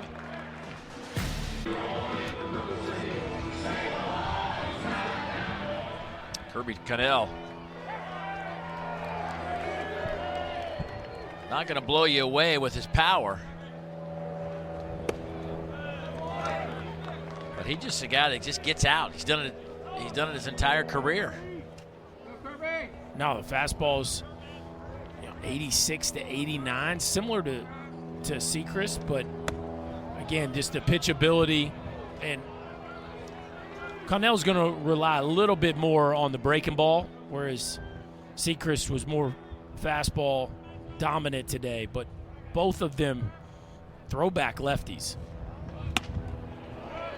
Kirby pitched on Friday night, didn't have his best outing, went 1 2/3, struck out 3, but gave up 2 hits and a couple of earned runs. That one's lifted out in the air to left center. I thought we were going to. I tell you, these balls are going in the gap in left center. It is an adventure to say the least. That's a nice job out there by Dreiling. It was late, but he eventually submitted to Inslee's center field authority, because we all know in fly ball communication, if the center fielder wants it, it's his. But I just think the way the wind's pushing it back towards the left fielders, they're hanging in there a little bit longer than normal. Paxton Kling 0 for 2 today. His average down to 220 now.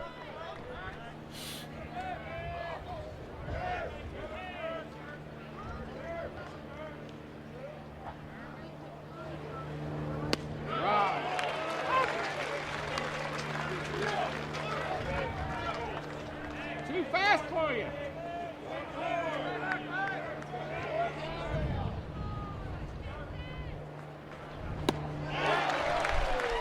Oh, 2.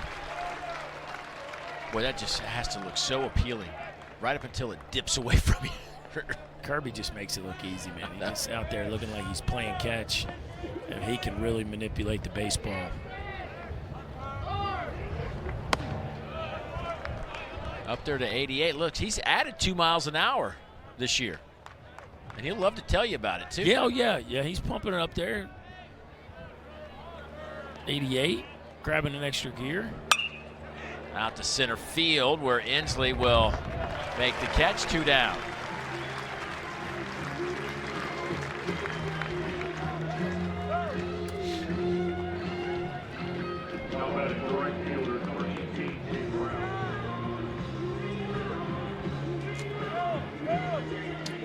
LSU on a 2-weekend road trip here in Knoxville, obviously, this weekend. They'll be off to Missouri next weekend. A Friday, Saturday, Sunday affair. The first game of that series will be right here on the SEC Network on Friday night at 7 o'clock.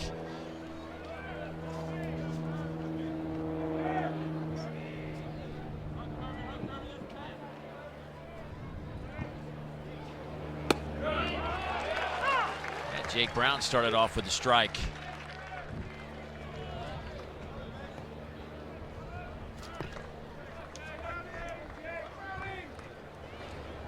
Look at 2 strikes.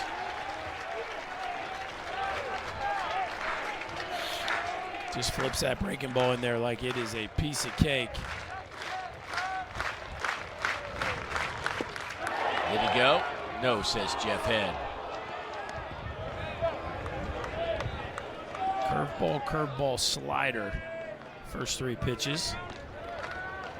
See if he tries to paint a heater here after slowing him down 3 times in a row. Back to the slider.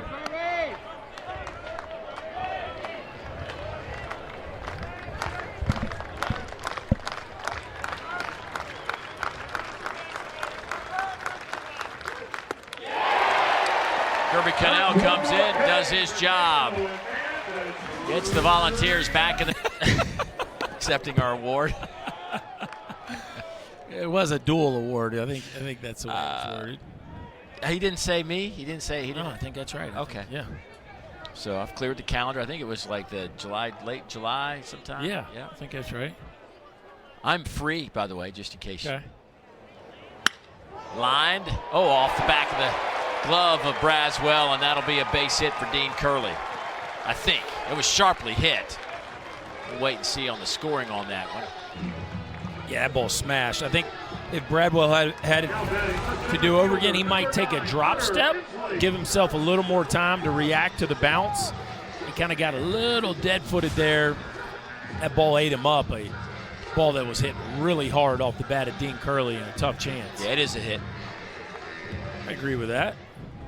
Second hit of the series for Mr. Curley. He'll stand over there at first base. Working against Cam Johnson. Inslee 0 for 2 today. LSU out-hit Tennessee yesterday, and they're doing the same thing today. But in the column that matters, they're down a run.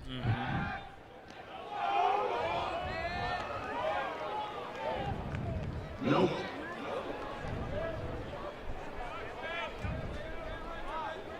Yeah, it's got to be frustrating from the third base dugout to look up at the scoreboard last couple days and look at the hits, and the runs are just not in alignment.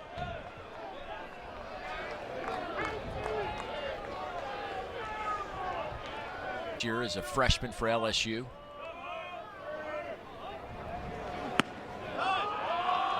Really developed into one of their better arms out of that bullpen. Made 23 appearances.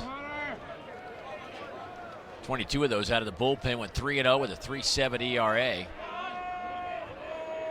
Yeah, he was great for him down the stretch.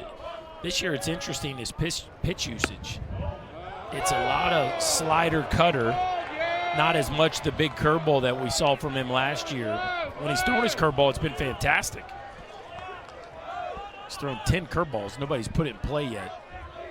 But it's a lot of cutter, slider, sinker.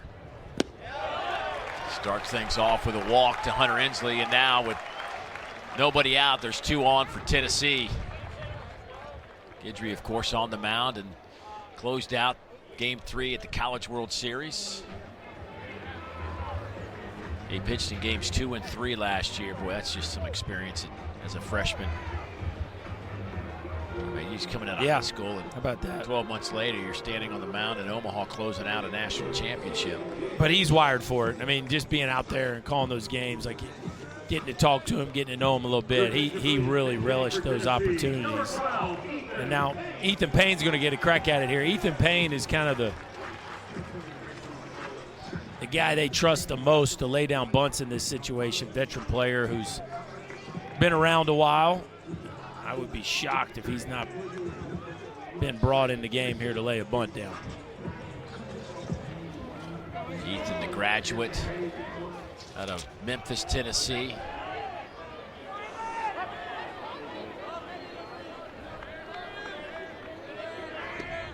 And he will square up, and he does lay down the bunt. The only play is going to be over to first as Tommy Lark charges in from third base. So,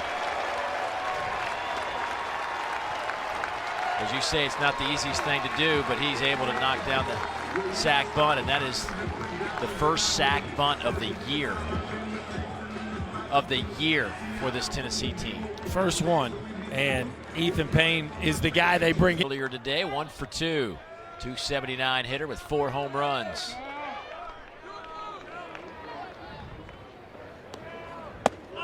Well, no signs of bunting there.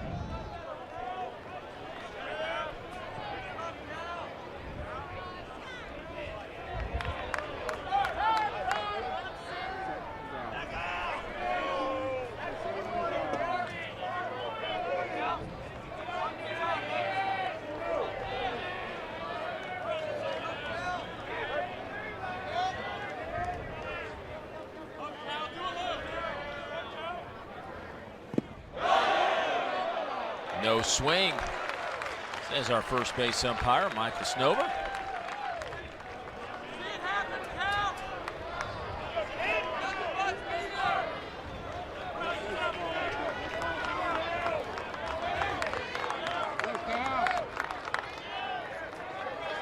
Two-0 count. Christian Moore on deck. Infield in. This is a green light special for Cal Stark. This is where you just sit on something and let it rip. Did take a big cut, fouls it out of play.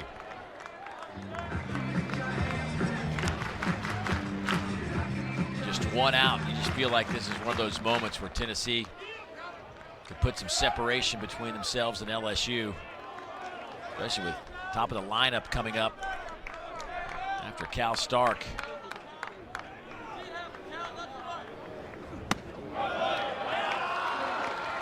Cutter. Boy, that one looked pretty good. Travinsky, tough for home plate umpire Dave Ewell to call that a strike when Travinsky drops it. So that one goes Cal Stark's way. And again, green light special 2-0, now 3-1. You got to sit Cutter. He's throwing it almost every pitch. Now it's full 3-2 on Stark.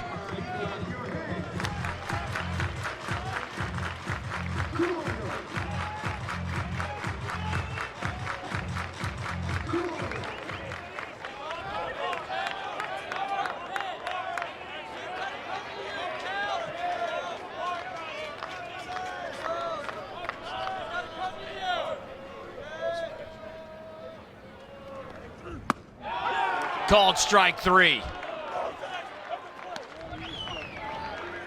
Cal Stark not happy about it. A little front door cutter here. This one starts at his elbow. You can see it buckles him up. I think that holds its line, and I can see why he's not happy about it, but that's just a tough pitch to handle. A cutter that starts inside to a right-hander and then just late dart to hold its line instead of fading like you're so used to seeing right on right. Heck of a pitch by Gavin Guidry.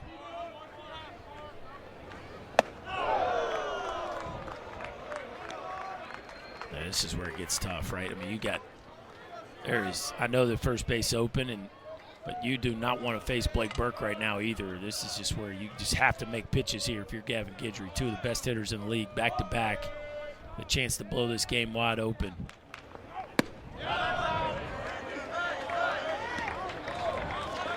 Christian Moore homered his last time up. His 14th of the season.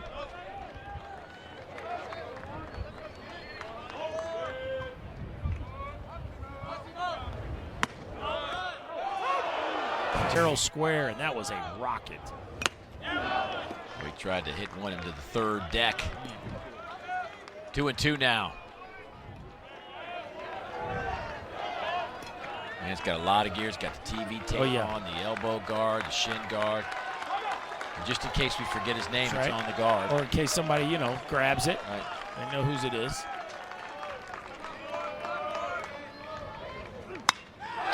He's done it again, and he may have hit the third deck.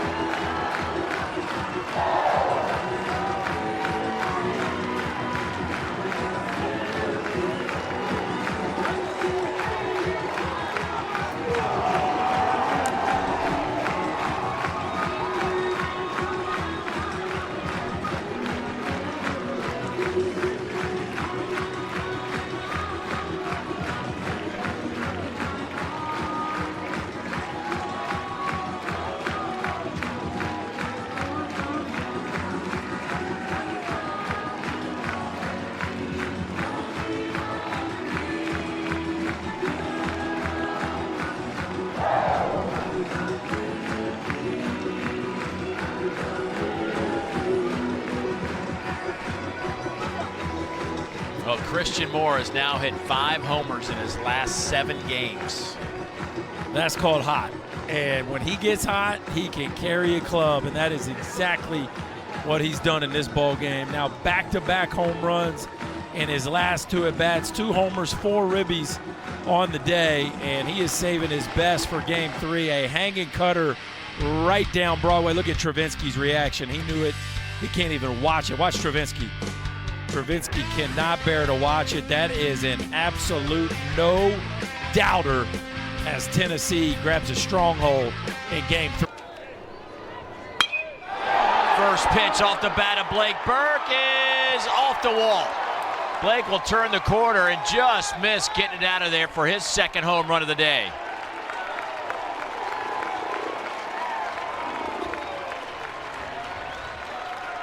Wow. That ball was compressed. God. I mean, a just laser beam off the right center field wall. And Kate Anderson thought it was out of the ballpark, but blowing into about right into the teeth of about a 20-mile-an-hour breeze. This thing hits the top of the wall, and yet another double. Now 20 doubles on the season for Blake Burke. And they will intentionally walk, by the way, Billy Amick. That's drawing the boo birds. And then you want to face, this is the part of the lineup. This is where Tennessee becomes just a monster when you can, Moore, Burke, Amick, Tears, Dreiling. Curley's got a couple of hits today, but really the top 5 are probably as good a top 5 as any lineup in America. Yeah, there's just no doubt about it. And we've talked about it all weekend. Tears and Dreiling have done very well left on left. I know I totally understand why Jay Johnson wants to walk Billy Amick, but Tears and Dreiling competitive, certainly left on left.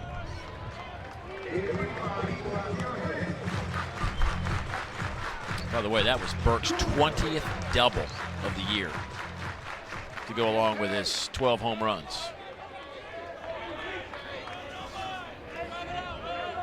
Leads the conference by a long margin. Tears goes down, but Tennessee has pushed 25 years-ish. 28 years. There you go. And the 2 best home run hitters ever, and the top 4 were all teammates at one point. And then there's help. But, I mean, it's going to be a fun ride. It is. Tennessee fan watching these 2 guys to see who's going to come out on top, and you know there's some chirping going on. Definitely. But, I mean, you have to point something like that so that you know what you're looking at. I mean, you got to be able to appreciate that when it's happening. Ground ball back up the middle. That one scoots through, so a base hit for Braswell, his first today.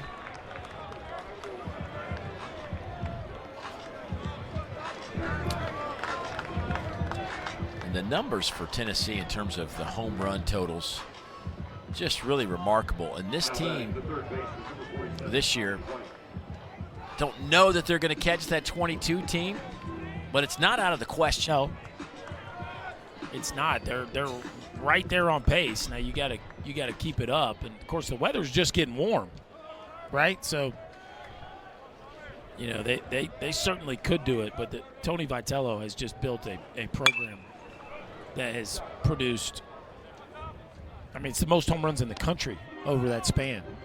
The roster has turned over, but the fact that they can hit the ball at the ballpark has not changed.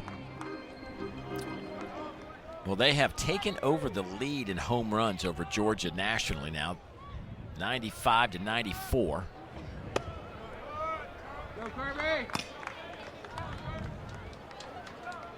Tommy White 0 for 2 today.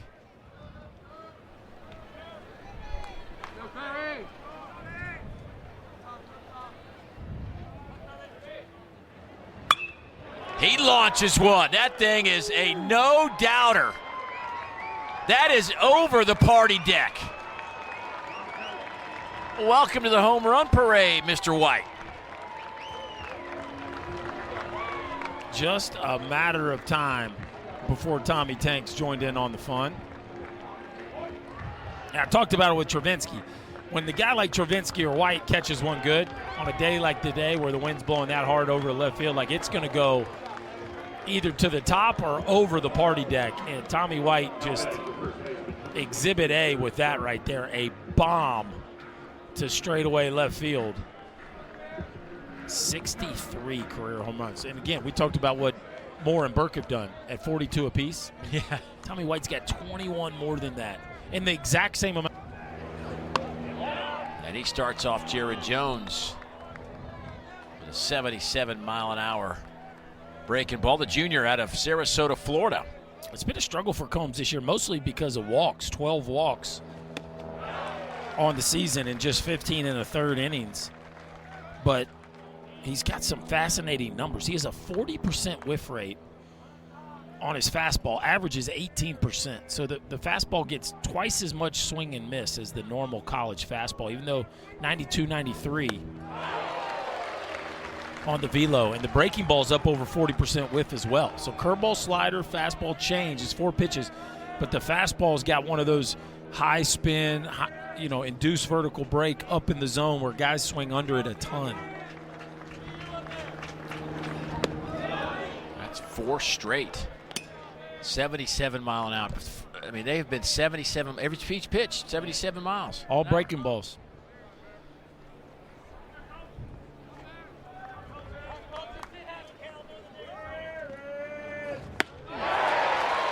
Another 77, 5 straight at 77 miles an hour, and gets a strikeout of Bear Jones. I'd say the breaking ball's consistent. And there it is again.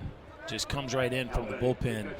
Nothing but breaking ball to Jared Jones on the outside part of the plate. And not only consistent with the velocity, but consistent with the command. Every single one of those is well executed outside on the edge of the plate.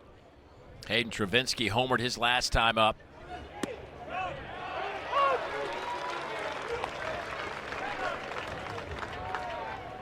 Another spinner in there for a strike.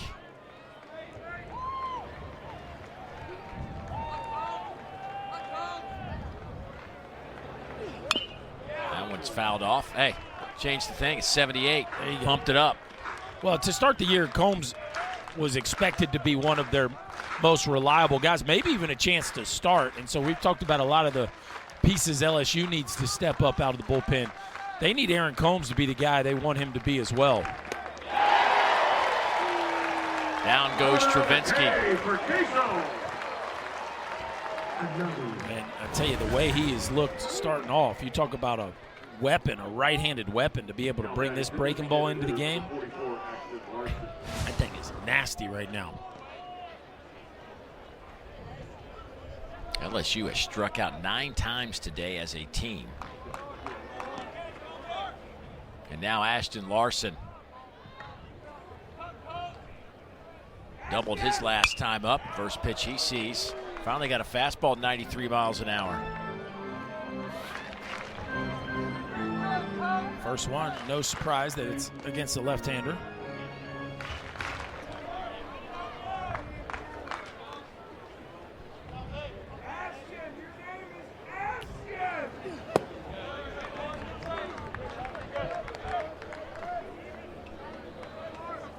Opponents are hitting .224 against Aaron.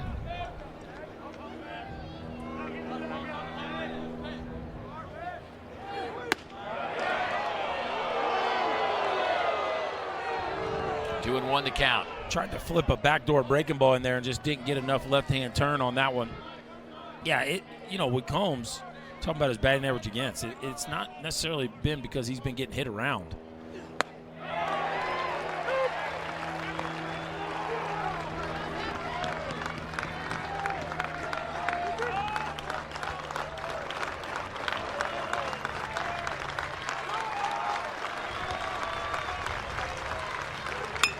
Ground ball to the right side. That'll do it. Combs does his job. 6-4 ball game here in Knoxville. Working against Cade Anderson, the freshman left-hander.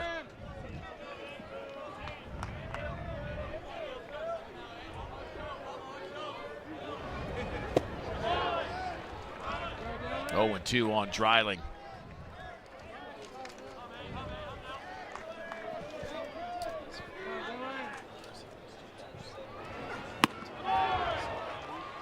And down goes Dreiling, first out of the inning. Now batting the shortstop, number 23, Curley. Cade Anderson out of St. Paul's High School in Madisonville, Louisiana. Came out as the number 2 overall player in Louisiana last year. Top 20 left-handed pitcher in the country. High school ERA was .22. Can you imagine hitting this kid in high school? He went 28-1 in his high school career with 212 strikeouts. I can see that. Between him and Cam Johnson and Aiden Moffitt, boy, they've shown us some young arms that really have a chance.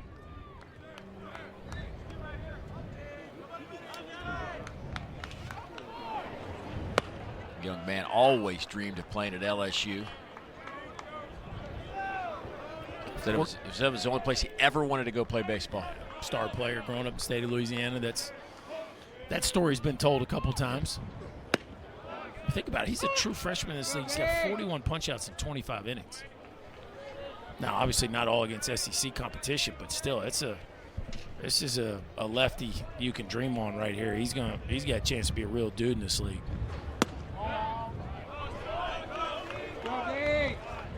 Sitting 94.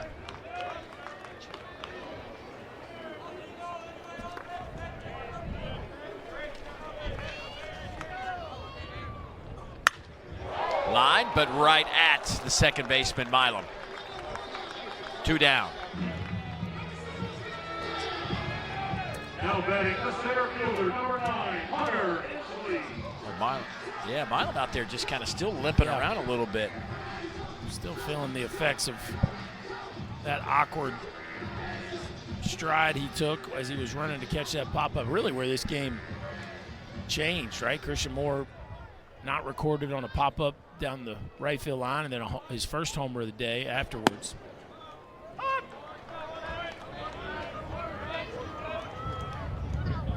Hunter Inslee 0 for 2 today. Tennessee dropped their first series of the year to Alabama, but they've rattled off 4 straight series victories now. Meanwhile, LSU has lost 5 straight. They have yet to win a SEC series this year.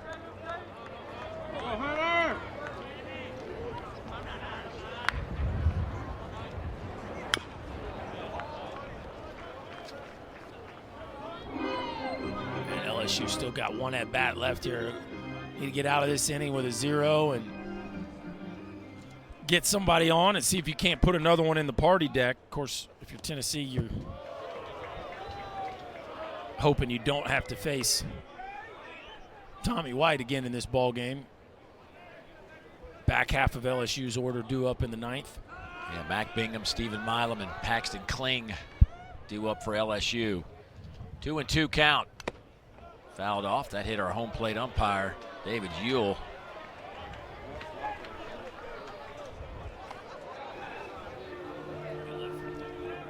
David wearing that one well.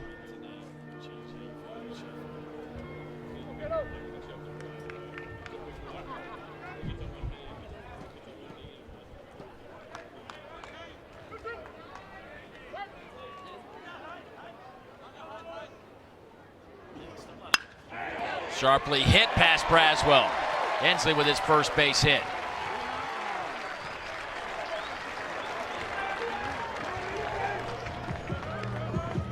With the long arms of Michael Braswell, almost got to that ball. Don't think he would have had a play even if he was able to glove it. Hensley keeps the inning alive. We're going to get a pinch hitter here from Tony Vitello.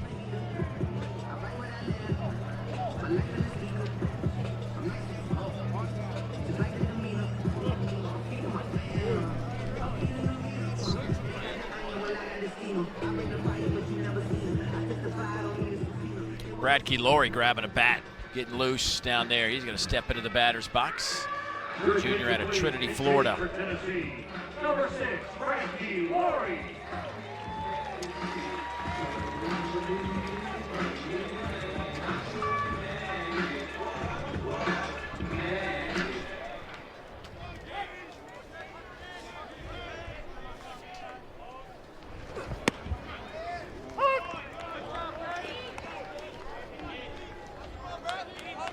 We were talking about SEC wins and teams that, that get 15 wins. If you go back the last 10 years, if you're LSU and you try to get to a certain number of conference wins, in the last 10 years, there have been 12 teams that have won 13 conference games. Only 5 of those 12 teams made it to the NCAA tournament. 5 out of 12. 14 wins. 13 teams won 14 games. 10 of those made the tournament. So you got to at least get to that 14 win. 15, it's almost a shoe-in. Only one team in the last, actually I should say 3 teams didn't make it when they won 15 conference games. But 14, you got a fighting chance.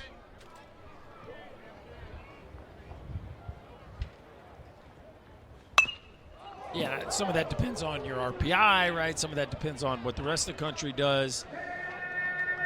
13-14 with LSU's schedule, especially what they were able to do early in the season in the non-conference, will put them right in the mix. Now, you only have 15 games left to get 10 more wins.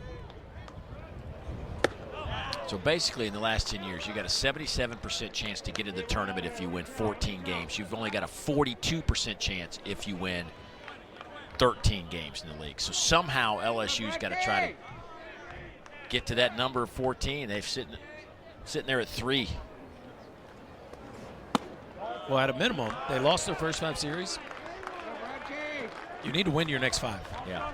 Which would be an incredible turnaround. Now, the math doesn't exactly work out. Like, you have to win all of them. You can sweep and that kind of thing. But basically, that's what you're up against. And that's just to get to 13.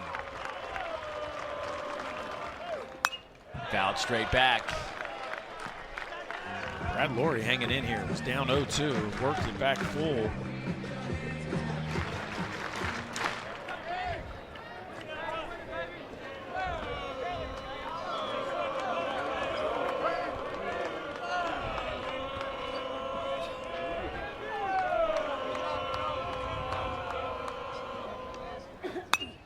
Again, fouled back.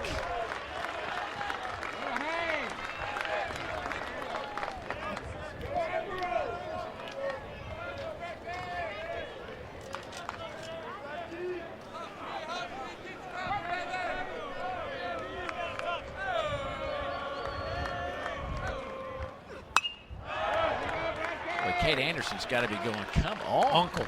Yeah. Yeah, this is the definition of digging your heels in and fighting. 10-pitch AB.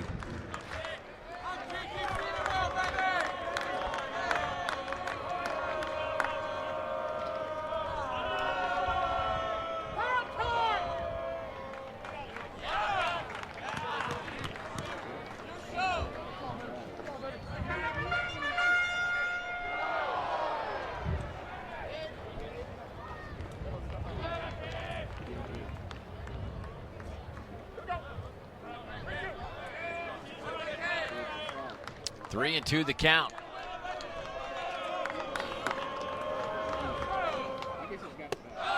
And he draws the walk.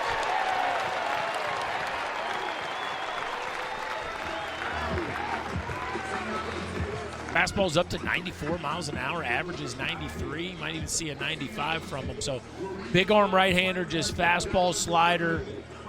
They go this right-on-right matchup. Now what's interesting is what we've seen from Stark is he likes the ball down. So even though Bucknam loves the slider, it wouldn't surprise me if it's a heavy fastball mix in this sequence.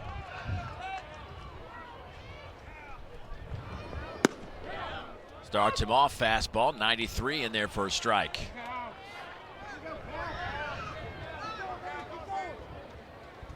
Stark 1 for 3, his average at 273.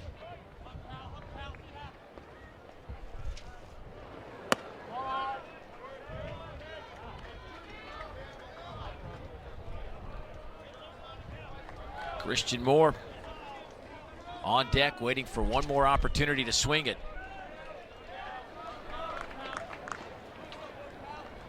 Moore with 2 home runs today. That one's lifted high in the air. Paxton Kling broke out, the ball all the way in, and nobody can catch it. 2 runs will score. That is absolutely crazy what just happened to that baseball. Paxton Kling broke back like 5 steps, and the ball was just beyond the shortstop. Yeah, I mean, I just think it's hard to turn your brain off. You're used to seeing a swing and watch the ball leave the bat with a certain exit velocity and trajectory, and you think this ball's headed for the deep part of the gap. And next thing you know, as high as it was, as much backspin as it has, the wind is just destroying that ball. And it wasn't just Kling, Bingham. Yeah. They both retreated to start, and then that ball dies out in no man's land in left center field. And that goes as a 2 RBI double for Cal Stark. And it gets Christian Moore another opportunity. 2 home run game, 4 for 10 in the series. Up to 36 runs batted in and 15 home runs.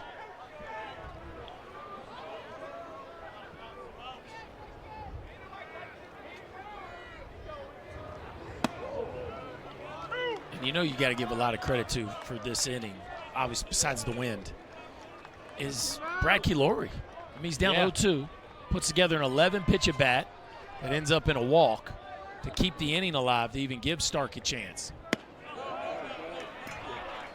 That was a heck of an at bat off the bench.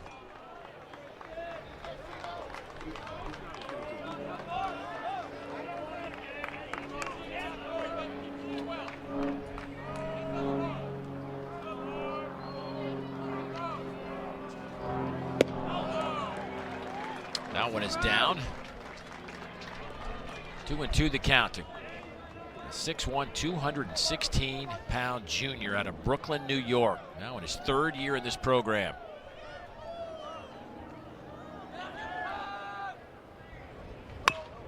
There's a ground ball. Milam's going to charge. Going to have to hurry, and he does so.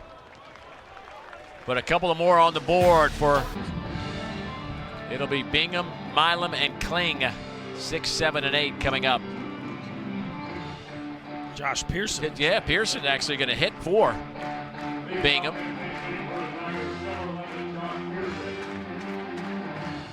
So it'll be Pearson, Milam, and Kling. The junior hitting .230 on the year.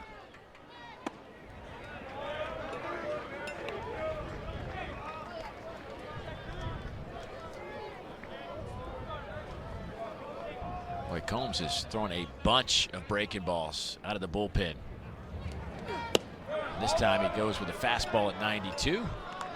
And that one misses. It's 2-0. Well, I think, it'd been interesting to see if they didn't get those extra 2 runs, if they'd have stuck with Combs or gone with Snead. But with a 4-run lead, I'm sure it gives Frank Anderson and Vitello some leeway here to let Combs finish this thing, because he's looked great to this point.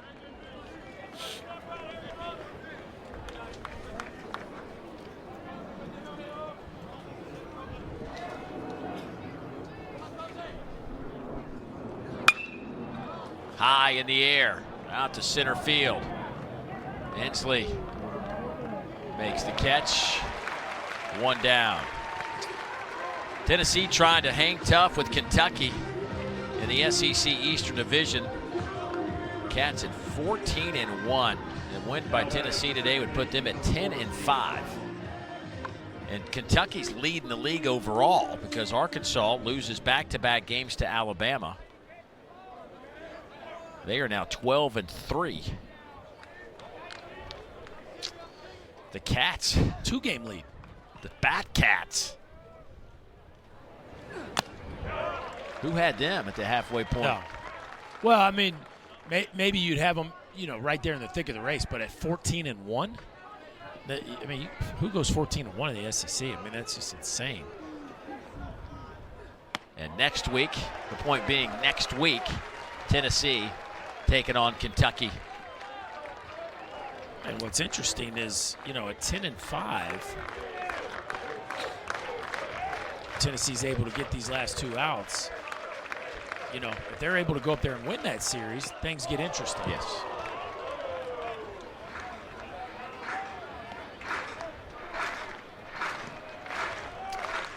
Milam, LSU second baseman, .316 average now after 2 hits today.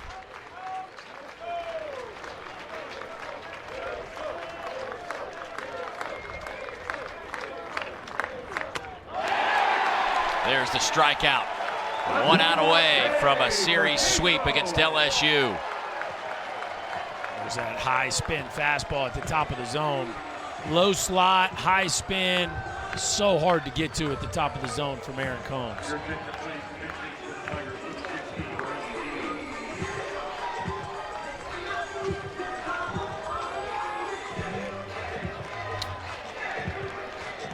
Don't forget Rally Cap coming up when we are finished here. Update you on everything that's been going on in SEC softball and baseball. Brady Neal pinch hitting now for LSU, their last chance to keep this one alive. A sophomore out of Tallahassee hitting .256 this year.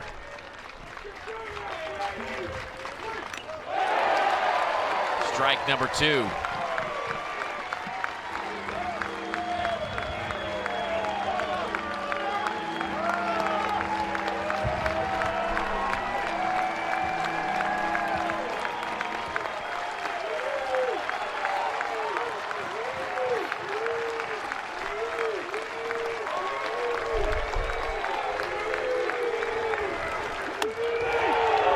Just off the plate.